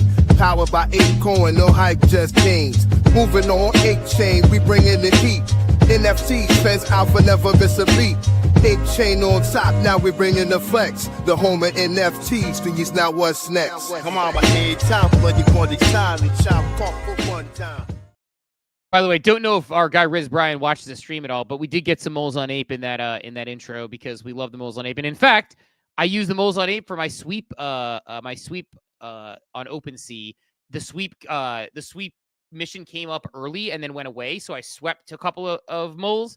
Then it went away, and then when it came back, I swept 2 more. So I got 4 new moles on that, Riz Brian. But it's time for the daily market update, powered by ApeCoin, the home of NFTs. Ape Chain has it all, bringing fun, culture, and community to the blockchain. Dive in and see why Ape Chain is on top. Cap, let's get an update.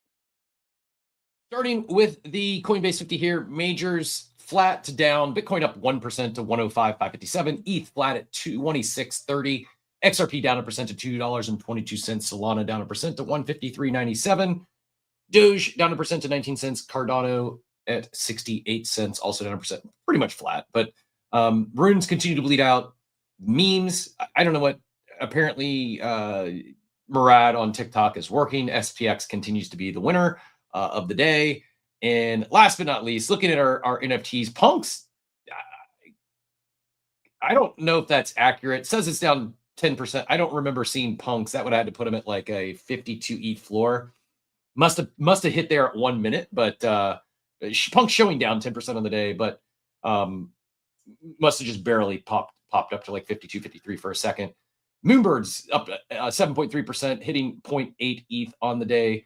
Project Aeon, this is the big winner on the day, up 37%. This is another Murad. I guess Murad was right. Long enough timeline. 1.19 ETH on those Project Aeon NFTs. Good Vibes Club down 5.97%, but still holding that 0.86 ETH floor.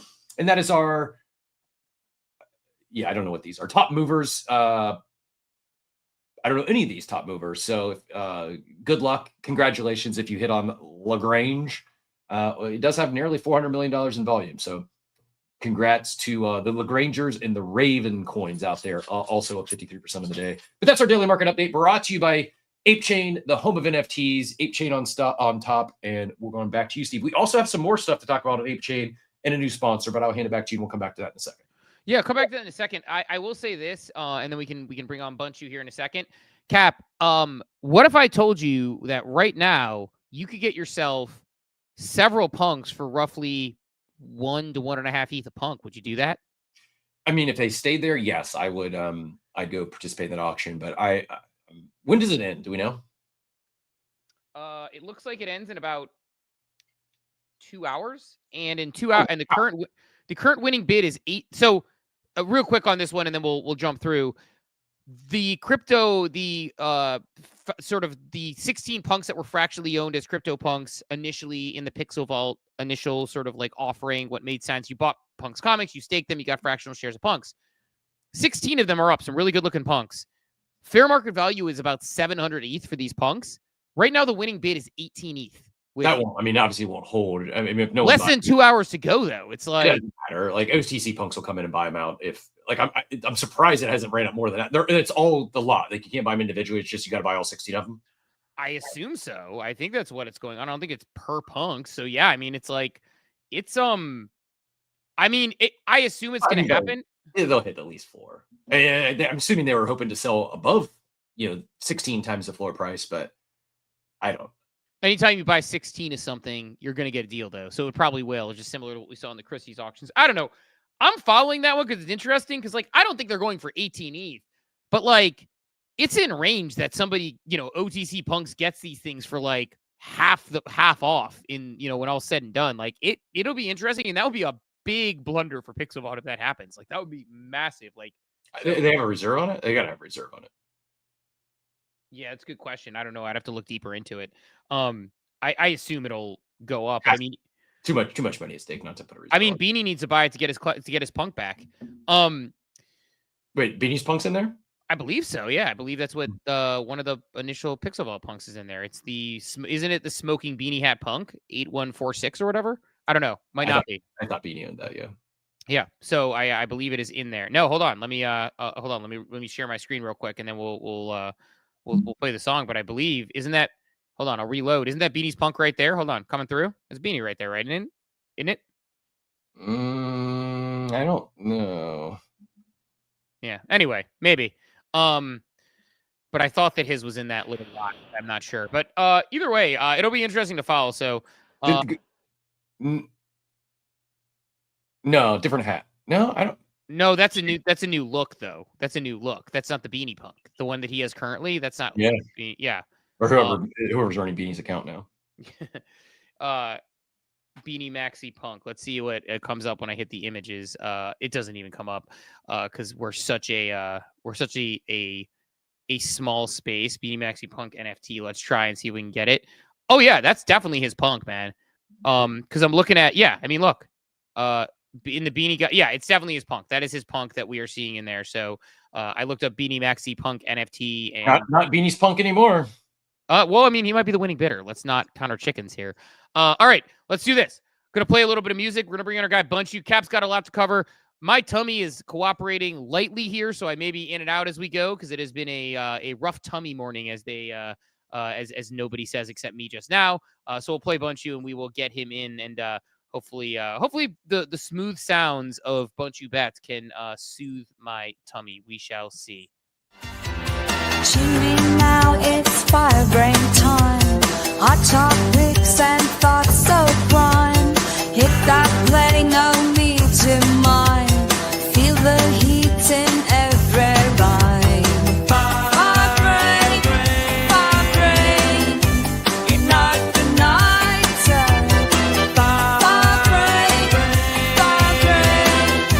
we're burning bright.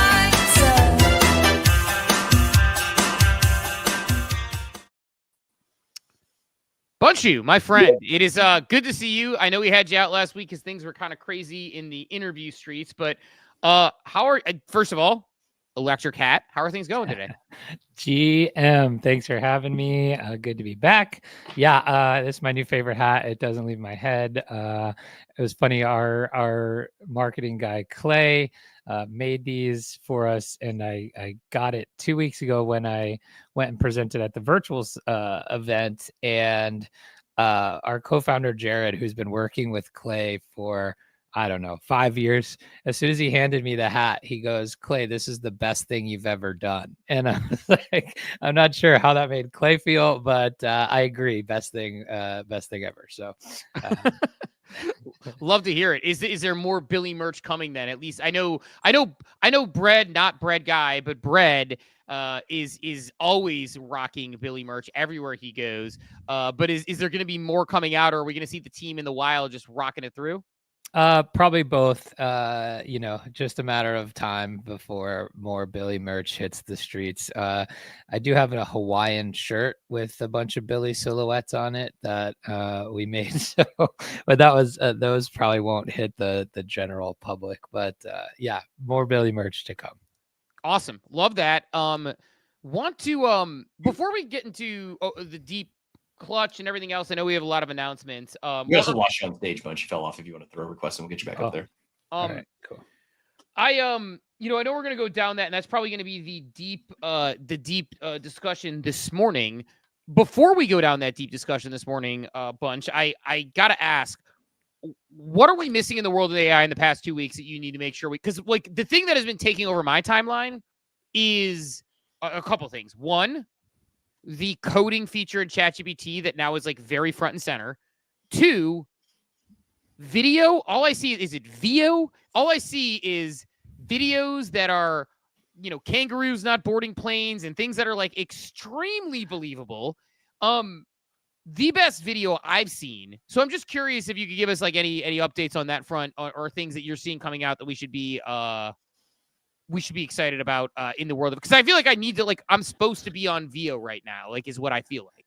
Yeah, I actually haven't even used it as much as I would have wanted either. I think it's the early feedback is it's like super expensive. Obviously, it's definitely the best one we've seen so far. It's taking over the timeline. It's super viral. It's really impressive. I think the thing that is most impressive about it, if you've used any of these other video creators in the past, like a Runway or a Luma, they do a great job of generating video that is, 5, 8, 10 seconds, and it's just your video. VO is like creating an entire world inside this video clip. Like, it is doing sounds, voiceovers, lip syncs are in tune. It's like really incredible. I almost don't know how it even is possible. It's kind of mind-blowing when you see it all happening. But yeah, that has been definitely the most viral thing in the past couple weeks with in the AI streets. That obviously was announced at Google I/O a couple weeks ago and took over the timeline there. But yeah, I mean, it's funny you mentioned that, and one of the things that I had to note here was AMC Networks just penned a deal with Runway, which is one of the other very big AI video generators. It's an exclusive deal across AMC Networks for marketing and TV development, which I think is really interesting. So you are going to start seeing more and more AI generated things in the stuff we watch every day, whether that's, commercials, whether it's actual like B-roll in films. And then I think that all leads into actual, full length generated movies and television shows. And it's kind of crazy to think about, but that's definitely where we're headed here. And it's just a matter of time, in my opinion.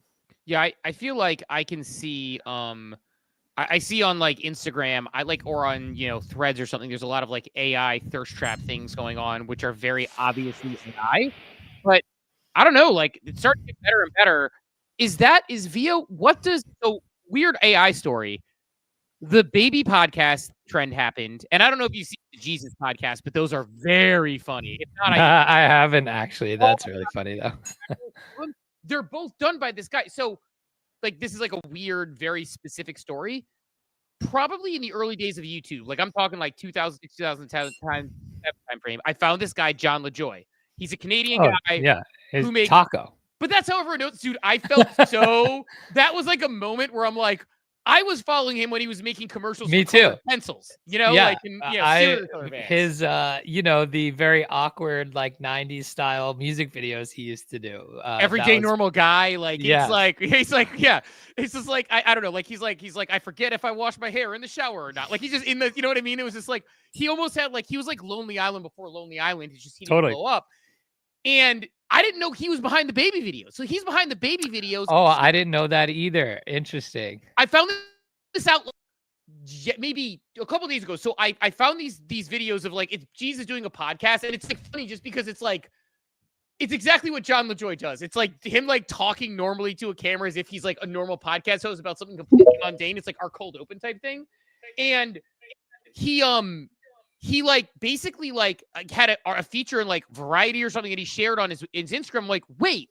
And it's like, he's the guy who started the baby video. And if you listen to the baby video podcast, all you hear is him. Like where the baby's like interviewing a dog and he's like, I'm interested in interview you because you're the first person I know that's completely made out of a beard or whatever. It's like, so he has like his like humor side on there. But anyway, long story short, it's like, I didn't know if you knew what so since you didn't know he was behind it, I'm like, I don't know what he uses for those, but like he like, fun fact, he was the one who started the Talking Baby podcast meta, and I'll send you. I will text you the Jesus ones because they're incredible. But I'll toss it back to you and Chris on that one. I just want to make sure. One, I didn't know you weren't aware of that, so I want to make sure. But isn't that a great fact? Like Taco and John LaJoy? Totally good. I did not know that because those are going super viral. Like I saw somebody share a workflow, like an N8N workflow of how to create your own baby podcasts. And I thought that was really funny. So definitely one of the viral things going on. And it's really interesting because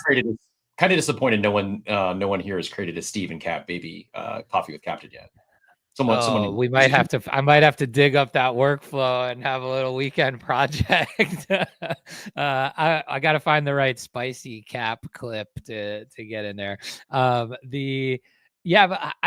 It's so funny because like, I don't know, have you seen the trend of you mentioned the coding stuff. There's obviously vibe coding, but now they are coining the term vibe marketing. And it's, a combination of all of these kinds of things. But I think the content creation piece of the vibe marketing stack is really interesting because you can make things like this that are super creative that would take you, teams of people to make in the past that now can like catch virality really easily if you have something creative, and it's easy for a normal single person to create this stuff. And I think that's a really interesting trend we're starting to see. Not just time, but money. Like the amount of money it would take. Like I sent you two of them. Watch them in the order I sent them just because that's the order he released them. So it's worth doing it. Like the first one will kind of like is kind of good. And then the second one, like he gets a little more in depth. And again, you'll hear it's John LaJoy once you start listening to it. But it's like the amount of money it would take to create you'd have to hire the actors. Then you'd have to like make sure like they were like the makeup was well done. You have to do a bunch of takes. You'd have to get a day. You have to get a set. You have to get a shoot. You have to get a boom mic person. You have to get, I don't know, all these people who do things. I don't know what a key grip is, but there's a key grip. Like that's a thing that I see on credits. All these things. And instead, and look, I know I'm not going to say out loud because it's probably not public knowledge what it costs to shoot every single Flow Progressive commercial. It's not inexpensive.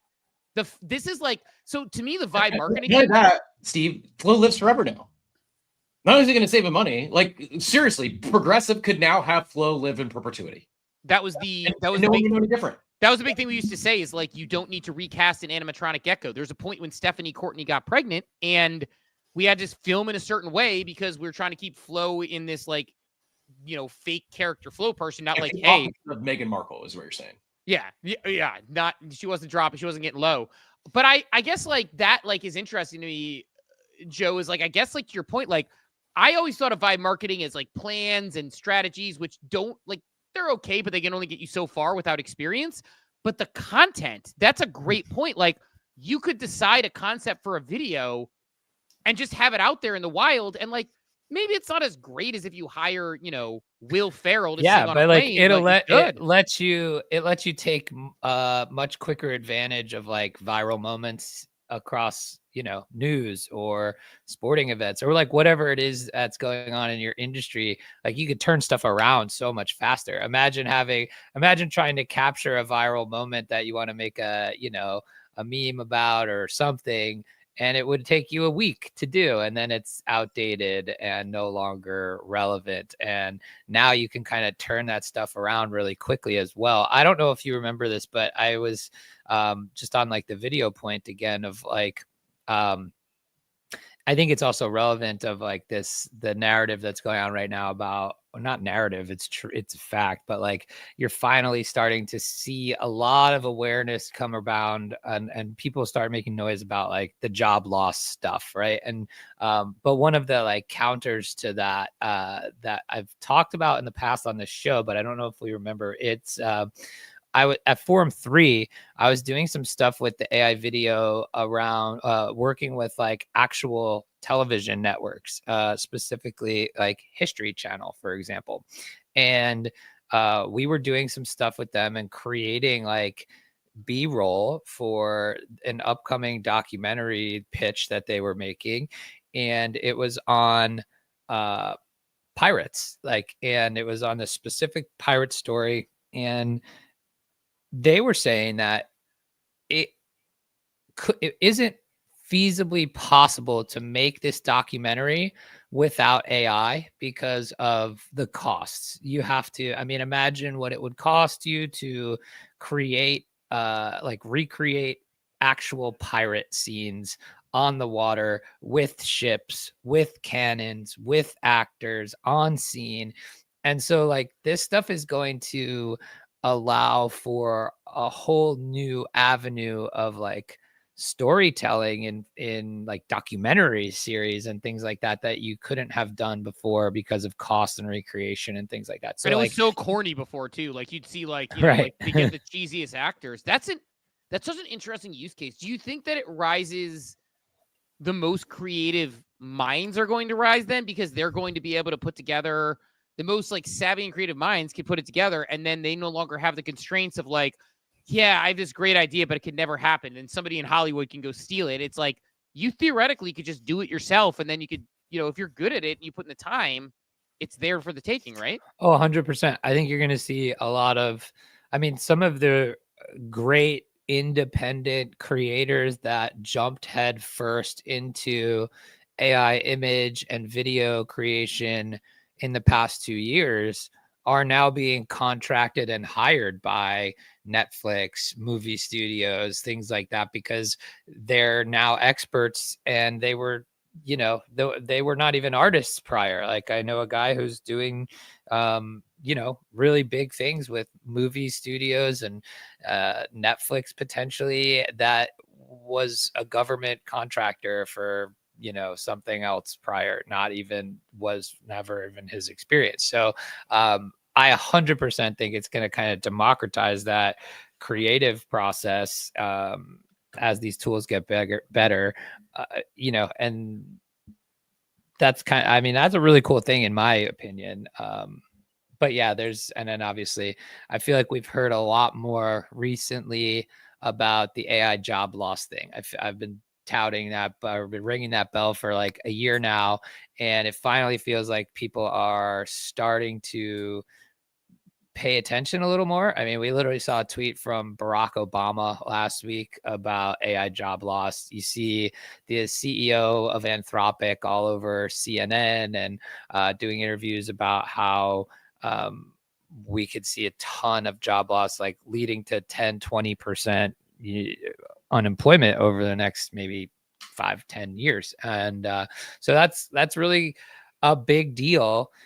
And there's going to be kind of this like reshuffling of like what jobs look like. And I think people need to be paying attention to that for themselves. I think the best advice you could give somebody is obviously things we talk about on this show all the time, like just start playing around with it, become the expert in your business that or your company that is using this stuff and be the change agent rather than the person who gets changed upon them, right? So I think that's number one. I think number two is like figure out how to use these tools to make yourself $1 independently of your employer, because I think that's going to be a skill that many people will need in the future.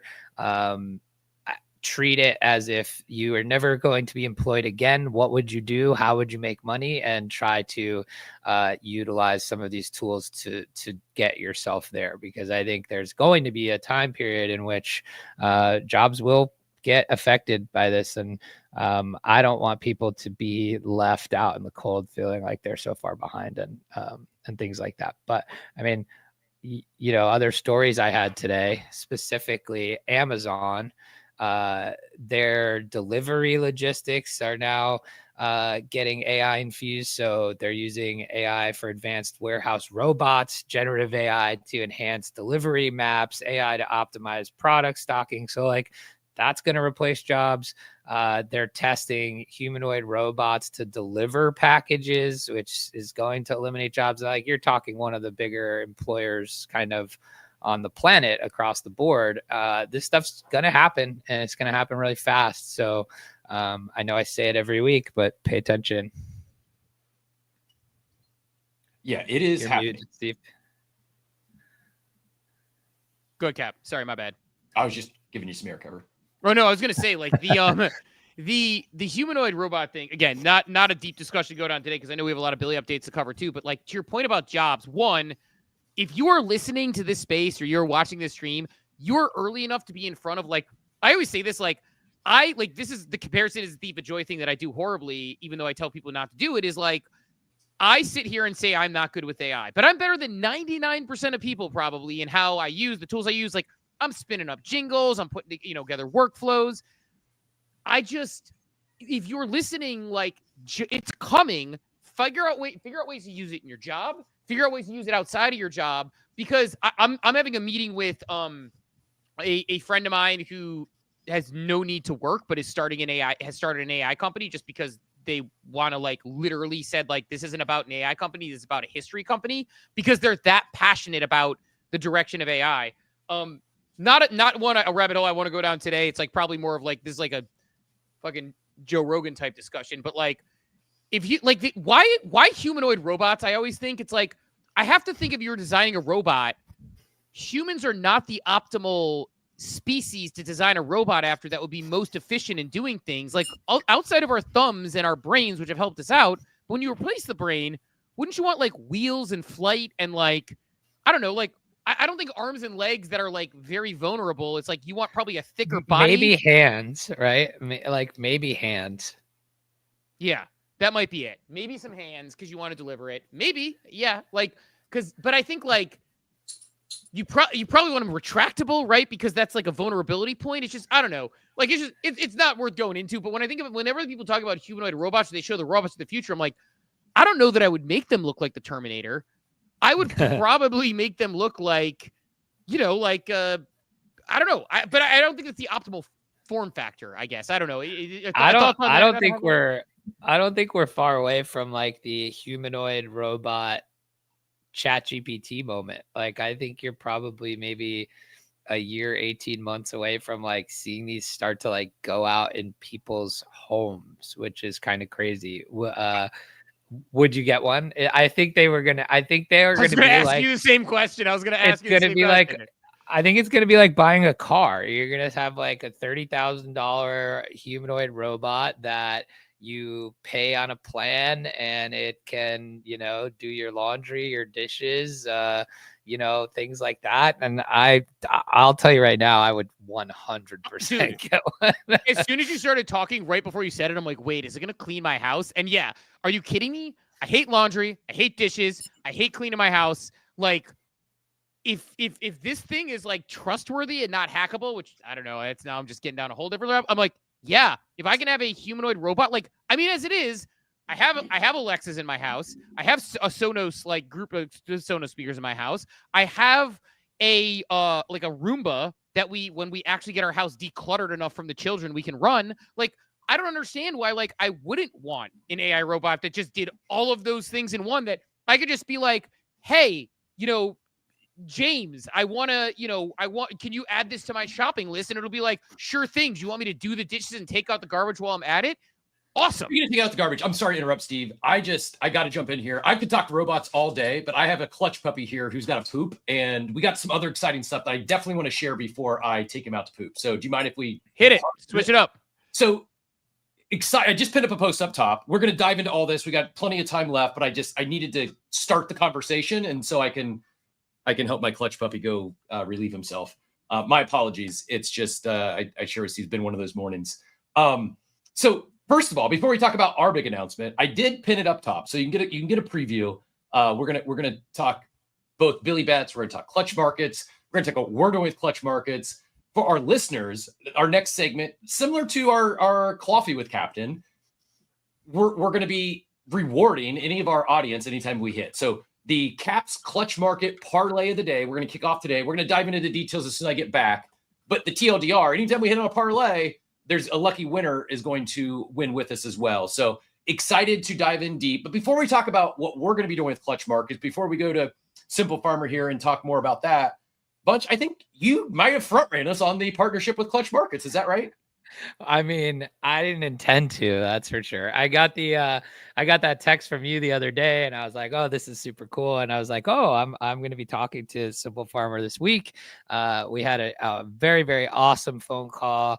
Really love what they're building. It fits so well into kind of what we're doing and vice versa. And there's just such a awesome like synergy between what we're both trying to accomplish. So without taking too much of the thunder, no, my clutch puppy is trying to end the show by chewing through a cord. Well, we're going to be partnering directly with Clutch Markets in a couple ways. We're going to be integrating Billy into Clutch Markets so people can use it as a research tool while they are making bets on the Clutch Markets platform on ApeChain.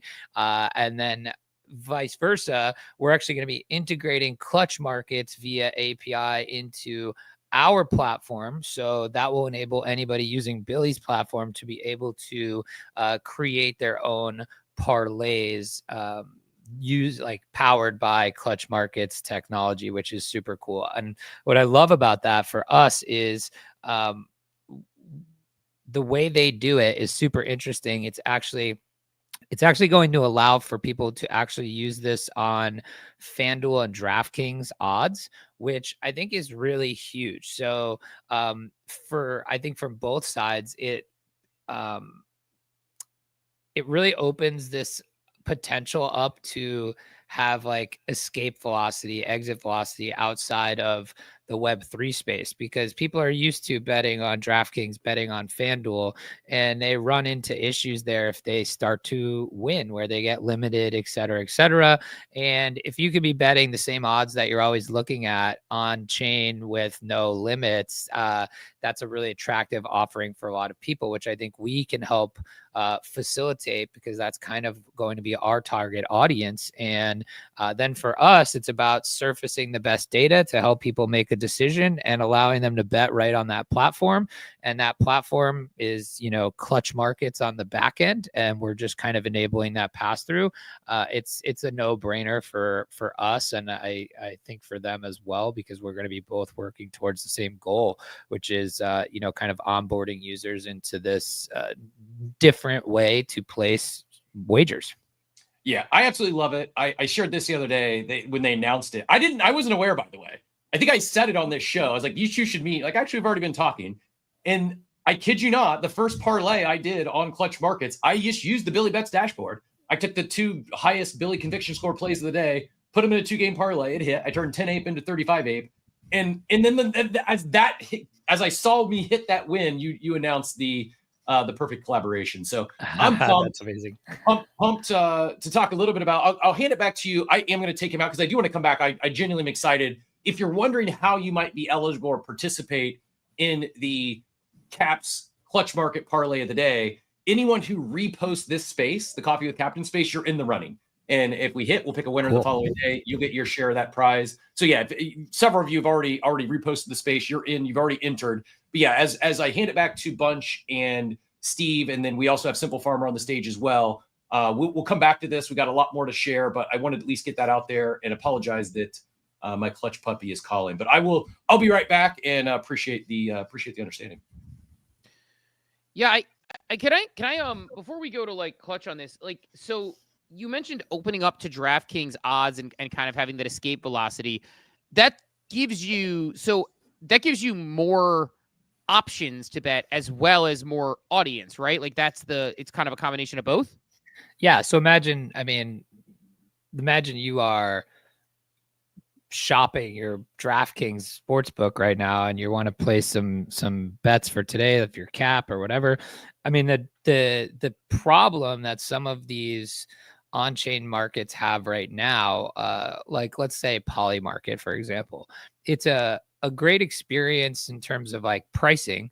But if you were trying to bet sports on Polymarket, you have the option basically to bet major sports money lines or futures, right? So like you can't even place a spread bet on Polymarket. And that's a problem in terms of like reaching that, casual sports bettor or even serious sports bettor audience, right? Of like, hey, I want to put a prop parlay together for tonight while I'm watching the game. Or, you're just not going to see like really hardcore sports bettors placing that kind of action on Polymarket either, just because the offerings are so slim. So by being able to open up to DraftKings and FanDuel's basically full menu of opportunity, that's such a huge thing for a bettor to be able to get that experience that they're used to in a way that isn't as prohibitive as a sports book might be in terms of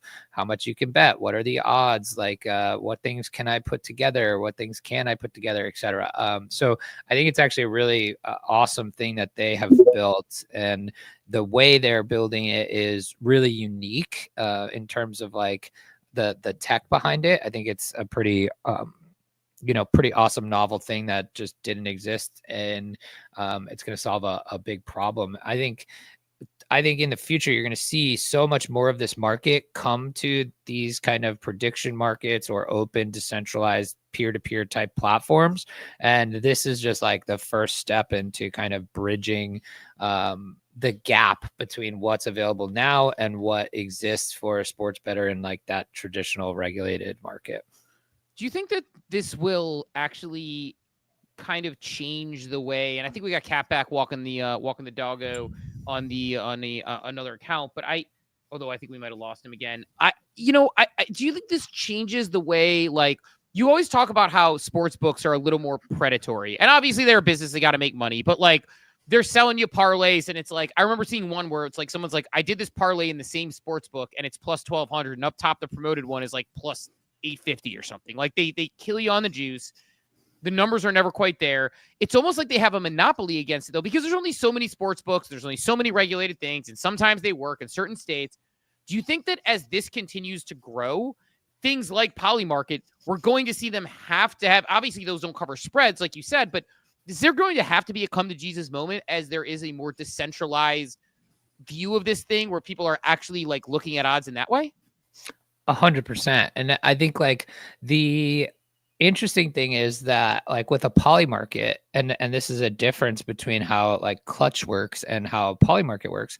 Polymarket works as like an order book peer-to-peer exchange, right? So somebody has to be placing, somebody has to be offering the other side of the bet you are taking, right? And so there's limitations from like a liquidity standpoint on a specific market, which is why you don't see them offer as much variety from a sports perspective, right? Because it requires somebody to be able to, one, feel like they can properly price the event, and two, then offer liquidity for anybody to come and take. So the risk of being a market maker on a Polymarket is that you are not pricing an event properly. So if you're offering a spread bet or a prop price and it's off, somebody's going to come and beat your butt on it, right? Like, and so that's why you see like low liquidity on a lot of these markets and just not as much of an offering, because it always requires somebody to be offering the other side of it for you to come and take. The way that Clutch works, I think is really interesting, is it's like a basically a single liquidity pool that is being offered against all these markets at once, right? So they're providing the liquidity, but not market specific, which is why they can offer kind of the full book at DraftKings and FanDuel odds. And for them, they're actually using like the hard work done for them from the pricing perspective, because they're using the pricing of, you know, these popular sports books, and they're just mirroring that. So they can offer every market because and not have to worry about it, because their liquidity is backed for everything from that one pool, rather than the order book style where it needs a market maker on the other side. Does that make sense? Yeah, it's an interesting like way of approaching it. It's like different. And I don't know, like I guess it's like, again, it's fundamentally changing the way that we're looking at how we're doing betting. I guess like just even to back up a second. I mean, betting, yeah, like we're talking sports betting in this specific example, but just like markets and event markets, all of that kind of stuff in general, I think it's like there's kind of this new paradigm happening, and prediction markets are gaining steam in the US in like a regulation standpoint. Like there's going to be some legislation probably coming in the next year or so about prediction markets in the US. And I think like all of that is a threat to these like existing, you know, monopoly systems like you described. Do you worry about the tie-in to crypto, you know, that you have naturally, only because there is this like betting is something that has like a lot of, you know, a lot of smoke around it when it comes to regulatory environment. You integrated crypto on top of it. Like, it's kind of playing on hard mode a little bit. Does that worry you at all? Or you're like, look, that's going to work out and we can't even think about that. We just got to run our business. I think I'm less worried about that, because like for us, we're using, you know, when you're betting, you're using USDC, right? And I think we've seen stable coins obviously be a topic that is gaining favor. So I'm way less concerned about that piece of it. And from us, like having a token, if there's utility around that token that plays into our ecosystem, that is basically what we're seeing from like the guidance standpoint of, you know, should you be worried if you have your own token or launch your own token? So I think we're trying to do everything right in that perspective of using the token for rewards and as part of the ecosystem and all of that stuff. But the betting is actually done in USDC.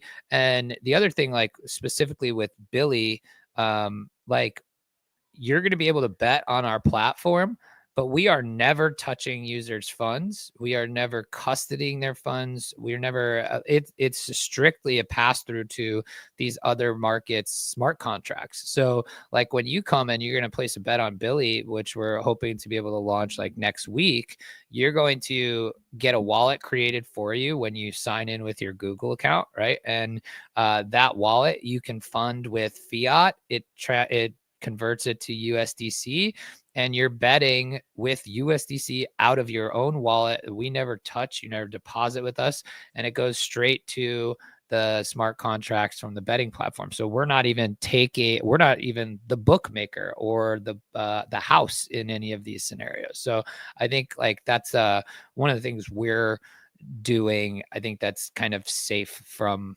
that a little bit.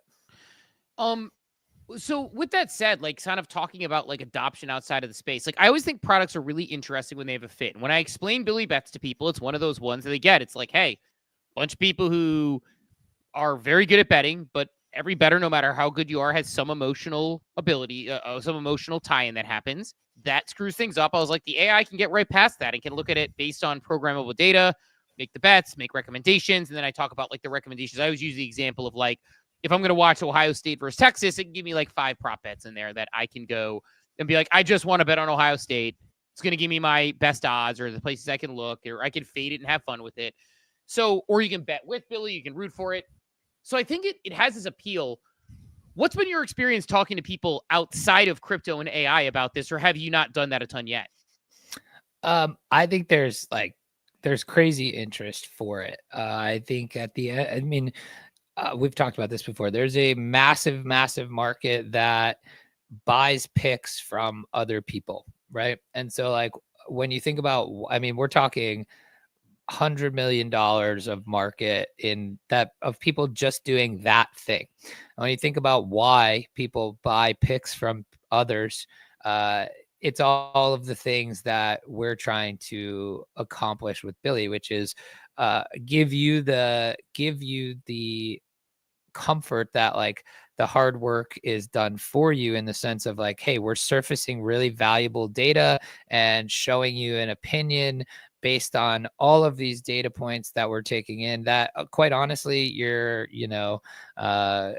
typical pick seller is probably not doing. Like, those are largely kind of scammy, fraudulent types of things, right? And so I think there's a massive interest from people outside of the crypto space, because what you're actually doing, I mean, like, you saw Odds Jam. If you're familiar with Odds Jam, it's a betting software that kind of surfaces edges across all these markets. It's a Web2 platform. They were just bought for $160 million by gambling.com. And what are they doing? They are surfacing actionable data for a user to go and make profitable wagers off of. And that's kind of what we're doing with Billy. Like, there's Billy the bettor that's managing his own money, but there's also the platform in which you can now come and look at everything he's seeing, all these data points, and we're just going to keep making that more and more robust. Like, we're adding a kind of a deep research feature now, where you're going to be able to come to the website and deep research on every single MLB game, tennis match that's going on for the day. So that's like a data poll. Like on. is that like a data poll where I'm like, I'm asking questions that are very specific to, like, on, this type of day with this type of weather with this type of thing, and it's going to give me more answers like that? More so like, hey, if you came to the website, it would almost look like almost like a newspaper page of all of our deep research that we've done for the games throughout the day. So it's a piece of the data points that Billy uses to make his own bets, but we're going to surface that for a user to go through, right? Of say, okay, so what you're looking at on screen right now is kind of a visualization of different sporting events that he's taking in all these data points on. The bigger the bubble, the higher conviction he's got. The higher up on the chart, the bigger the conviction score. So he actually just bet this one. It's going on right now. The one you were just hovering over, that tennis event, Cap. He bet that one. It's got that Billy conviction score of 320. Typically anything over 200 is a high score that he would actually look to make a bet on himself. And so this is really just a quick way to visualize the data that's coming in. But we want to give you a way to like read it all too. Like, if you wanted to go and deep dive this tennis match, why is there a conviction score of 320? You're going to be able to do that. You're also going to be able to ask Billy right there, like what he thinks. You could do additional research, all that stuff. And then you're going to be able to, if you scroll down a little, Cap, you'll be able to, you might have to go to the side. It's sometimes a little tricky on the scroll, because it's trying to get you to scroll the chart. Anyway, if you were to click on one of those bubbles, and I don't know why it's doing that. I can see it down there, but I'm sure it's a user error of mine, but I can't scroll down.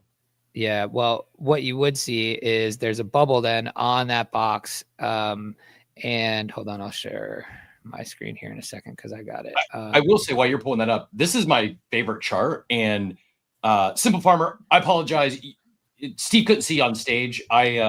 We're gonna go to you here in a second. He's not ignoring you. You weren't appearing on stage for me either when I was in the audience. And I just texted him. I was like, feel free to bring him into the chat. He's like, I don't see him on stage. So something's going on with X this morning, but we will bring you right in here. I just want to say, like, this is the exact tool I'm using to make my daily parlay picks. Yeah, if you throw it up on screen here, I'll show you what I was talking about, right? So like, if you've got, So underneath that chart, I clicked on that tennis bubble, right? And so what you're going to be able to do here is actually come and add it to your bet slip, and you can actually make this bet right from the platform here. And so the idea is we want to surface the data, and we want you to be able to act upon it right in the same platform. And then there's all kinds of like live betting opportunities. These are games that are happening right now that that Billy's tracking to actually potentially make bets on. So, and then I'll show you a sneak peek here of something that's coming out next week. So there's like the bet from the bubble piece. But if I what time does like MLB bets hit? Like I saw like Atlanta's on there already. Is it just throughout the day? Is there a like when? Yeah, so they kind of keeps updating throughout the day. But so like here's it's hidden from the public view right now. I just had to go password protected. But what you're seeing here is like, this is what the betting interface will look like. So you very similar to like what a traditional sports book might look like. But you can see I've got my USDC balance up here. It's got games starting soon. It's going to load my MLB markets. You can see I've got a bet in here. You can then, select the games you want. And if I wanted to, let's say, place a $3 bet here on, I'm going to clear my whole bet slip here real quick. But if I want to pick a game here, let's just throw $3 here on the Braves today, and I can place my bet. And right now it's actually going to process this transaction. What's happening here is we're actually passing this through to the sports book that we're integrated with. And so you literally have 2 clicks and you're all set and you're all done. Here it's trying to place the bet right now. It's going to go through its flow. But yeah, so we've got just so much stuff going on that we're, going to be facilitating all of this action through. To answer your question though, about, like when stuff hits on the screen, it's kind of one of the coolest things I think is it's actually kind of most powerful closer to game time, because it's actually taking in all of that data throughout the day. So something may pop on screen in the beginning of the day, but as more data comes in, it might fall off, or vice versa. And so like that's why we want to visualize it that way. So with that said, I'm thinking through the process here. We will when we do our caps clutch market parlay of the day, we will I'll probably not make the bet, because for now anyways, and I was thinking to just do 2-game baseball bets. I feel it's a pretty good hit rate, and but I need to wait until later in the day till we have more information, who the starters are, lineups, etc. And then the following day we'll review a winner during a reset or a transition, and someone who retweeted the space from the day prior will win their share of those parlays anytime they hit. But I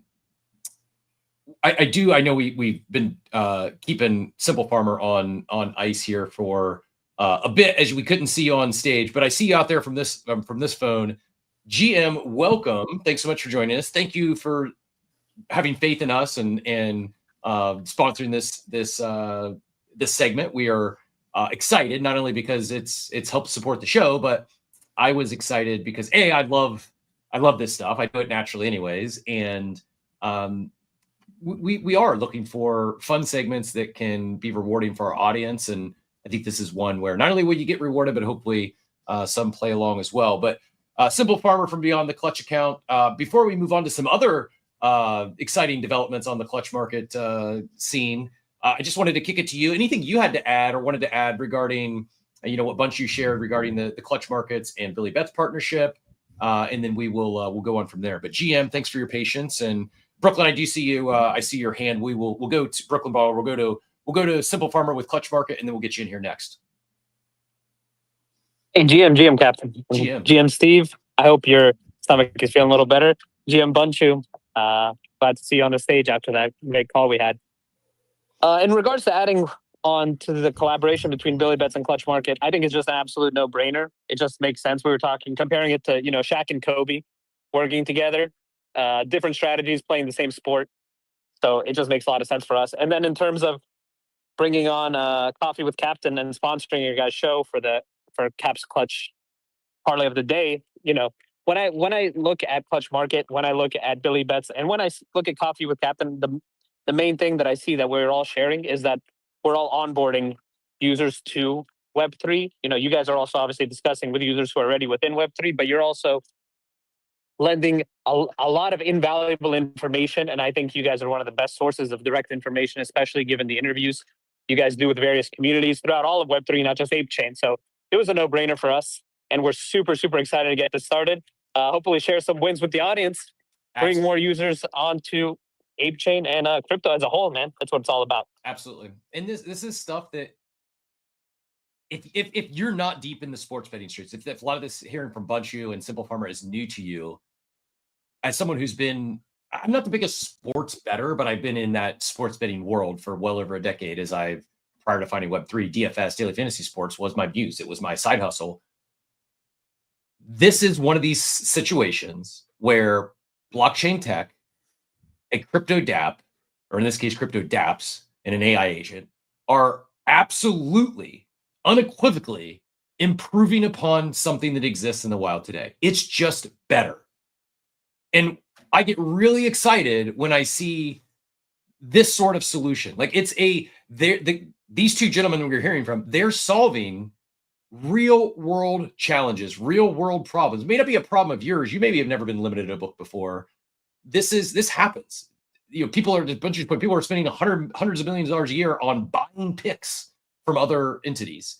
Like this is a really, I think it's this sort of stuff, these consumer dApps that are improving real world existing technologies or products, abstracting the tech, making it easy to use. And you can get on Billy, you can get on Clutch Market. You don't need to know how blockchain works. So salute to both of you for, we often talk how grateful we are to have founders on the show that are pushing the space forward. This is one I think that both of you aren't just pushing crypto forward and blockchain adoption, but also pushing the sports betting industry forward, building better products that I think it's only a matter of time. This is inevitable. Now, is everyone going to come to Clutch Market and Billy Bets? Maybe not. But I think you fast forward a few years and this is going to be the new storm, the new norm, the new standard, how things are done. So yeah, much respect for all that you're building. And again, Simple Farmer, really appreciate your faith and confidence in us. And we agree. Perfect partnership, perfect collaboration. And the fact that we sit in between the two of you, we're grateful to be working on this one. It's gonna be fun. Now we just got to hit some bets for people, I guess. Right. Yeah, so if the parlays miss, remember to not blame Bunchu. Yeah, it'll be Billy. It'll be Billy's fault if nobody gets paid out. So we're putting some skin in the game here, I guess. But you hit your first one though, so that was good. Cap got Bunch got to ask. I know we're running up on time. Appreciate both you. Obviously, same. Appreciate Clutch. Not just that, but the kind words on the tum issues that I'm running through right now. I appreciate that. Okay, so Joe, who's Billy got in the finals, or is it game by game? Like, talk to me about Billy's strategy in the NBA finals here, and in maybe the Stanley Cup finals. Last night we had a heartbreaking loss. We had the Panthers in game one. They had a 3-1 lead in the second period, ended up losing 4-3 in overtime. So rough start to our Stanley Cup hopes. However, so I actually do not know yet what he's going to do, if he's going to do anything for the finals tonight. We'll see. I didn't see anything hit yet on the dashboard. Let me just see real quick if I'm missing. Oh, it looks like actually right now he's tracking the under 230.5. So that could be a play he ends up with later today if all the information holds. So looking under 230.5 at the current spot right now. But we're in a spot here with Billy, which I love so much, that I truly don't know what he's going to do.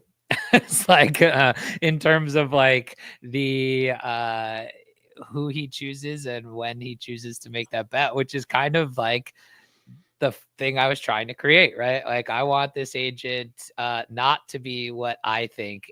I want to build the system that I think is going to be optimized for the way that like AI will be able to make a decision. and let him do his thing. So the way he works right now is he takes in all this information, and at some point today, he's going to decide if that's enough, and he's going to go make the bet. And I won't know if he does until he does it. So that's kind of how he works.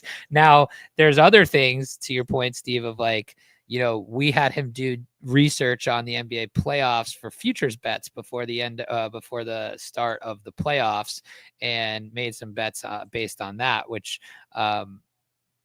again could be a really interesting integration with the Clutch Markets thing, because what Clutch is doing that I think is super cool is it's the only spot where you can parlay actual, you know, FanDuel, DraftKings lines and the top 50, I believe, volume markets on Polymarket. So you could have Billy start to do research on some of these types of markets, and who knows, maybe he becomes the foremost expert in predicting the next Pope, and we hit some major cashes. What a time to be alive. What a time to be alive. I'm sure I got on the screen here if you're looking at it. This is the Clutch Market site, ape.clutchmarket, ape.clutch.market, excuse me. This is just the MLB tab where I'll be picking these parlays later today. I know most of the general population is focused on the NBA Finals, but if you missed it, there was a big announcement this morning.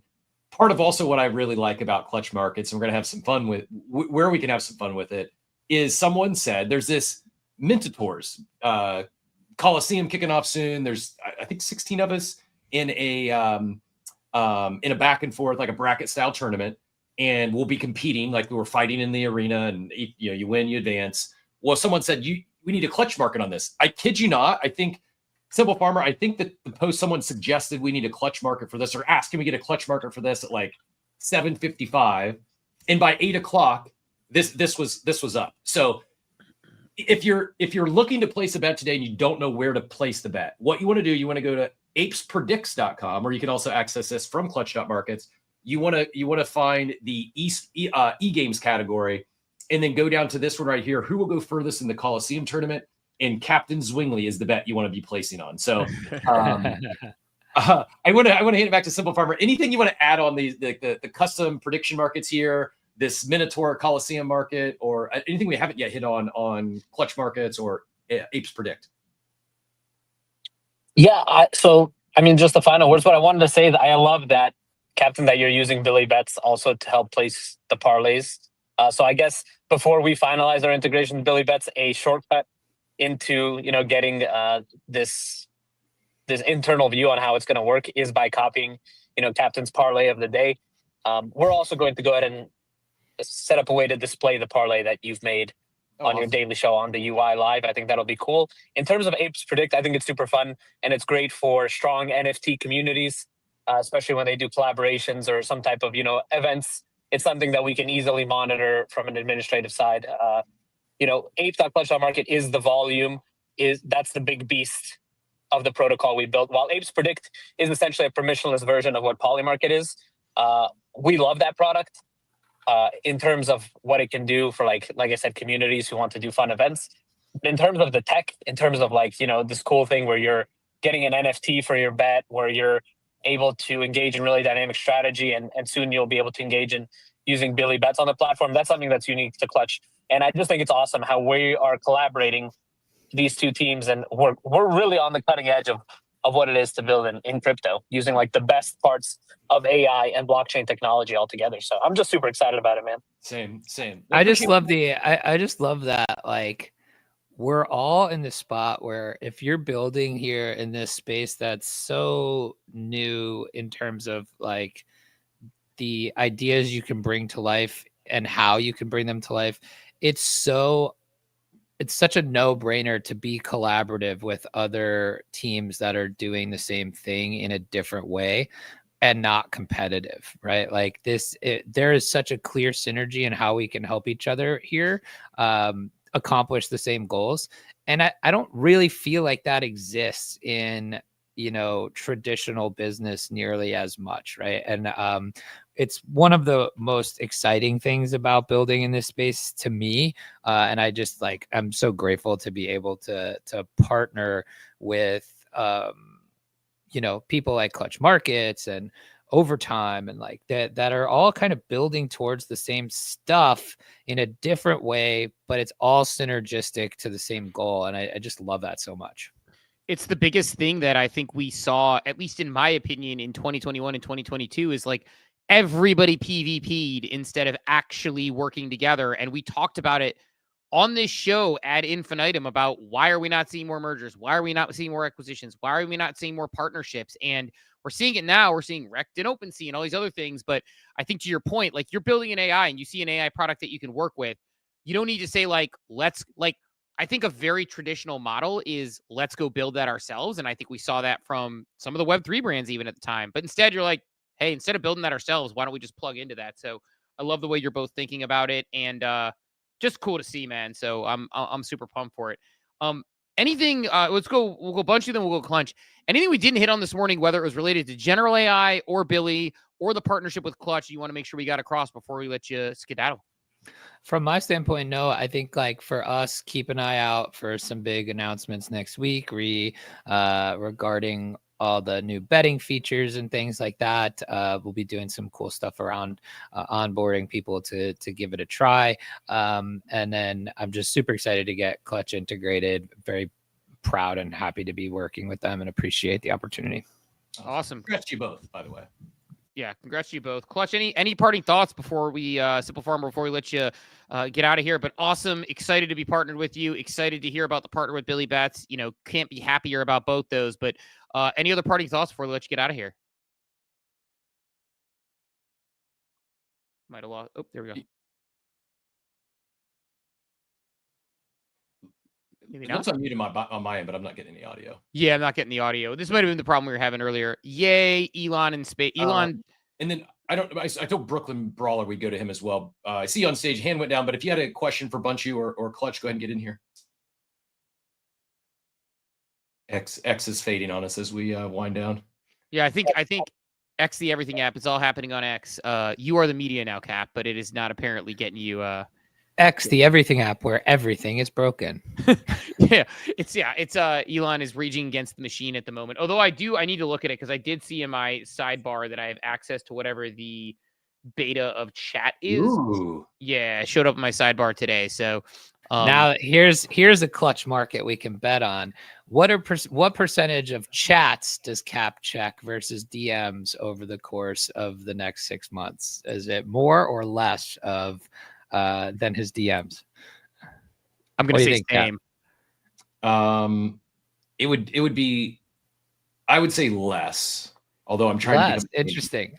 I'm going to say more because I bet you're going to have the thing you hate about DMs may be solved in a different way with chats. We'll see. I don't know. Wait, so the question is why? Maybe I misunderstood the question. Will you check chat? Will you use chats more than you check DMs? Yes, absolutely will. Yeah. I think you're asking if I would check group chats more than DMs, but yeah, as with this new supposedly what they're launching, I may become a X chat brand ambassador. There you go. Love that. Awesome. Well, one more try for Simple Farmer. Clutch. If you want to check your audio again, we'll let you get in here with any closing words. I don't know what's going on. I apologize, but check 1, check 2. Or maybe if you want to take a quick lap, maybe leave the room and come back. If you can hear me, leave the space, come back, and we'll get you in for a closing word. And then Brooklyn Brawler, I don't know if you can hear us or not as well, but if you want, I can hear you perfectly. You're back. Yeah. Did you have a question for Bunchu or Simple Farmer with Clutch? No, what I wanted to say was I'm a late bloomer because I'm a lot older than you guys. I had great success in life without even having a cell phone, And then when AI came out, I wasn't into it. But then I asked AI about myself. They gave me 5 of the most complimentary paragraphs telling me how I was one of the greatest wrestlers of all time and all this stuff. And then an earpiece that I ordered, if you wear it, it translates 144 languages into English, which I thought it was very insanely great. But anyway, when I was younger, all I used was self-belief, and I believed in being a wrestler, and everybody would knock me. But everyone has a unique contribution in life. Anyone in this space could do anything they want if they just believe in a goal and then believe in it with your heart and soul, and it'll resonate into confidence and passion. And that's very magical because everyone could feel it, but no one could see it. But it'll advance you like you never believed before, because it advanced me to the WWF. Then a new goal appears every time you reach a goal. And, it was to be famous, and I got Bobby Heenan's family. Then I was with Andre the Giant and all this stuff. And I had Dwayne "The Rock" Johnson's first match of his whole life when he had $7 in the bank. My life was so successful. But everyone in this space has greatness in them, and they could accomplish anything they want. There is nothing you can't accomplish because there is greatness in all of you. All you have to do is soul search, make a goal, and to take that goal and believe in it with your heart and soul, and then watch the magic happen, because it worked for me. And I'm not any better than anyone else. All I was a kid from Brooklyn who had a dream and never gave up. You cannot beat someone that never gives up. So now, I'm embracing this new world of AI and all this stuff. But I'm telling you, the most powerful thing in the world is believing in yourself and making a goal, because everyone has more of talent than they even know they have. And that's the bottom line. And I'm telling you right now, don't let anyone tell you you can't succeed in anything, because you own yourself. You're the only one that can tell yourself you could do it or you can't do it. And that's the bottom line. Because everyone told me I could never accomplish being a wrestler. And you know what I do? I said to them, I call you inspiration, because I am going to go for it even harder now. So if everyone had that train of thought, which I have 15 people right now that says I changed their entire life, all because they practice what I'm saying right now. So somebody in this space is definitely got a light bulb that lit up, and that person's going to be successful, because everyone has the power of success, because no one could stop you. You cannot beat someone that never gives up. So don't let anyone tell you you are great. Everyone in this space, women and men, can accomplish anything. And I mean anything. It doesn't have to be a wrestler. It could be a plumber. It could be an electrician. The easiest thing is to take your boss's job. And that's the easiest thing. One kid said to me, I believe in my heart and soul I can do my boss's job better than anybody. I said, well, you had self-belief, watch what happens. And then all of a sudden, 2 months later, he DMs me. He goes, Brawler, I don't know what the hell happened. I never said nothing to my boss, and he gave me a raise. I said, he felt your passion. He felt your confidence. You can look in the mirror, and when you have that confidence and passion, and you'll look in the mirror and say, I can conquer the world. I can conquer the world, because I succeeded in every goal I have ever attempted in my life. And everyone in this space can do the same thing. And that's the bottom line. I'm sorry I went a little bit off course with Captain, but you know what? It worked for me, and it's still working for me. I'm traveling all over the country doing autograph signings. I'm going to West Virginia tomorrow. I'm just on fire. You know what I mean? And I want to pass it on. My passion in life is to help others and to pass on the secret of success. It's the only way to get to success. Because every celebrity that I ever asked, Toby Keith was a close friend of mine. And I said to him, what did the football players say when you tell them you want to be a country singer? He goes, oh, Brawler. He goes, they all tackled me. They poured Gatorade on me. They laughed at me. And they said, no football player can ever, ever be a country singer. I said, what did that do to you? He says, it inspired me even more. And it got me there. And he proved them all wrong. Like I proved everybody wrong who told me I could never accomplish everything I accomplished. So everyone in this space can do the same thing. Bottom line, I believe in all of you. Please. And that's all I want to do in life is help others and pass it and pay it forward. So thank you, Captain, for letting me talk. I hope I didn't get out of line with you. Not at all. No, thank you for coming up. Thank you for sharing, and no apology needed. You got me ready to run through a brick wall this morning. That's what everybody tells me. They say when they listen to me, they want to go through a brick wall. But you know what? Let's put our money where our mouth is. That's right. That's right. And you know what? And one day I woke up and I said, you tell everybody they can do anything they want. And why don't you practice what you preach? So why don't you pick something that you could never do, that a wrestler could never do? And I said, oh my God, I'm talking to myself now. I said, what can I do? I said, singing.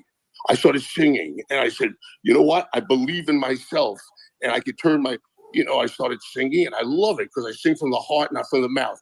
But that's the proof that I can do anything, you could do anything, and every woman in here, don't let anybody tell you you can't do it because you're a woman. You just tell them, look at your rearview mirror. You know what I'm saying? And as far as my singing, I could go from like talking all energetic like this to yesterday. All my troubles seem so far away. Now it seems as though they're here to stay. Oh, I believe in yesterday. Suddenly, I'm not half the man I used to be. Now that shadow's hanging over me. So that's what I did. I mean, I know it sucks. You can tell me the truth. Do I suck or am I all right? You know, because I told myself, make a goal, do something. So I made a goal to sing, and that's what I did. I could do anything I want, and everyone can do anything they want. You all have the power. Everyone in here is smarter and has more talent than they think they know. So just attack it. Don't just hear my words, apply my words, and then we'll read about you in the papers. And that's the bottom line. Thank you so much, Captain, for letting me speak. And I pray that I get number 16, because 15 people have told me I changed their entire life. So I want... You might have hit 16, 17, 18, 19, and 20. I don't know if you probably don't see the abstract chat, but it's popping off. You got Let's Freaking Go, Love This Guy, ready to drop the old Hulk leg move. Yeah, you got the chat fired up. So well, you know what? I want you to get fired up because you all got greatness in you. There's nothing that could stop you because you own yourself. You just tell yourself, I'm going to do this no matter what happens, and you can do it because I did it. And the Brooklyn Brawler completely endorses Coffee with Captain. That's the bottom line. I just wanted to say those words to people because I got to pay it forward, inspire people, and bring people up. And yeah, if you feel like you're going to go through a brick wall, that means that you're getting it. You're getting it. And I'm sorry for getting so energetic because that's the way I am. No apologies. I think that's probably our first ever celebrity endorsement on Coffee with Captain. So I think the kids say clip it, Mackie. But in all seriousness, I really appreciate you joining us. Appreciate you sharing. Congrats on all your life success. And not only the success you've had thus far, a lot of people would be just set in their ways and just coasting. Salute to you. Much respect for embracing new technology, for being here, for experimenting with new AI. Like there's a lot of people that have accomplished what you have in life and they just be done. So much respect for continuing to learn and evolve and share your success and your stories with others here. So I greatly appreciate it. Welcome back anytime. And thank you very much, Captain. I appreciate you letting me speak. And please, someone in this space, please apply it in their life because I want everyone to be successful. I wish everyone health, success, and happiness and to stay with the Captain. You know what I'm saying? And that's the bottom line. Thank you, Captain. No, thank you very much. Appreciate it. And yes, Steve, I don't know. I'm going to hand it back to you to let you. You got to end it there. Like that. It doesn't get better than that. Steve, I'm not going to try to top it. So Steve's going to do his best here. But I'll just say I really appreciate everyone who tuned in today. I appreciate everyone who joined us on stage, especially our friend Bunchu and Simple Farmer. Absolutely elated over their partnership. We're honored and grateful to be partnered with Clutch Market for this segment. Tomorrow, someone that retweeted today's space is going to be hopefully winning that parlay if we hit tonight. And look for more on that. It's a daily segment, so we're going to be talking about it. We'll interject during a transition or a reset every day with the parlay of the day. And if you haven't yet checked out Clutch Markets, go do that today. Remember, it's the Apes Predict is where you can go bet on Captain Zwingli to beat Grateful Ape. That's the important. If you're going to make one bet today, you got to bet on myself or my Minotaur to beat Grateful's Minotaur. But in all seriousness, Steve, I will give it to you to let you take us home. Really appreciate y'all. We'll be back tomorrow for Friday's show. The carousel's up top. And then also there's several articles from Bored Ape Gazette. Bored Ape Gazette have been crushing it lately. Does a deeper dive on the Minotaur thing, does a deeper dive on Clutch Market, on the Clutch Market Billy Bets. Several of those articles are linked up top. If you want to read more on those, go check them out. Right on. Well, look, we'll let everybody sail off on their day. That's as good of a spot as any, so I am not going to even recap the show. We're going to leave it right on that. Thanks to everyone who came through today. We will talk to everybody bright and early tomorrow morning at 8 a.m. Eastern Time. Have a wonderful, wonderful day, everybody. Thanks for tuning into Coffee with Captain, powered by ApeCoin. We hope you enjoyed the show, and remember, nothing we discussed today is financial advice.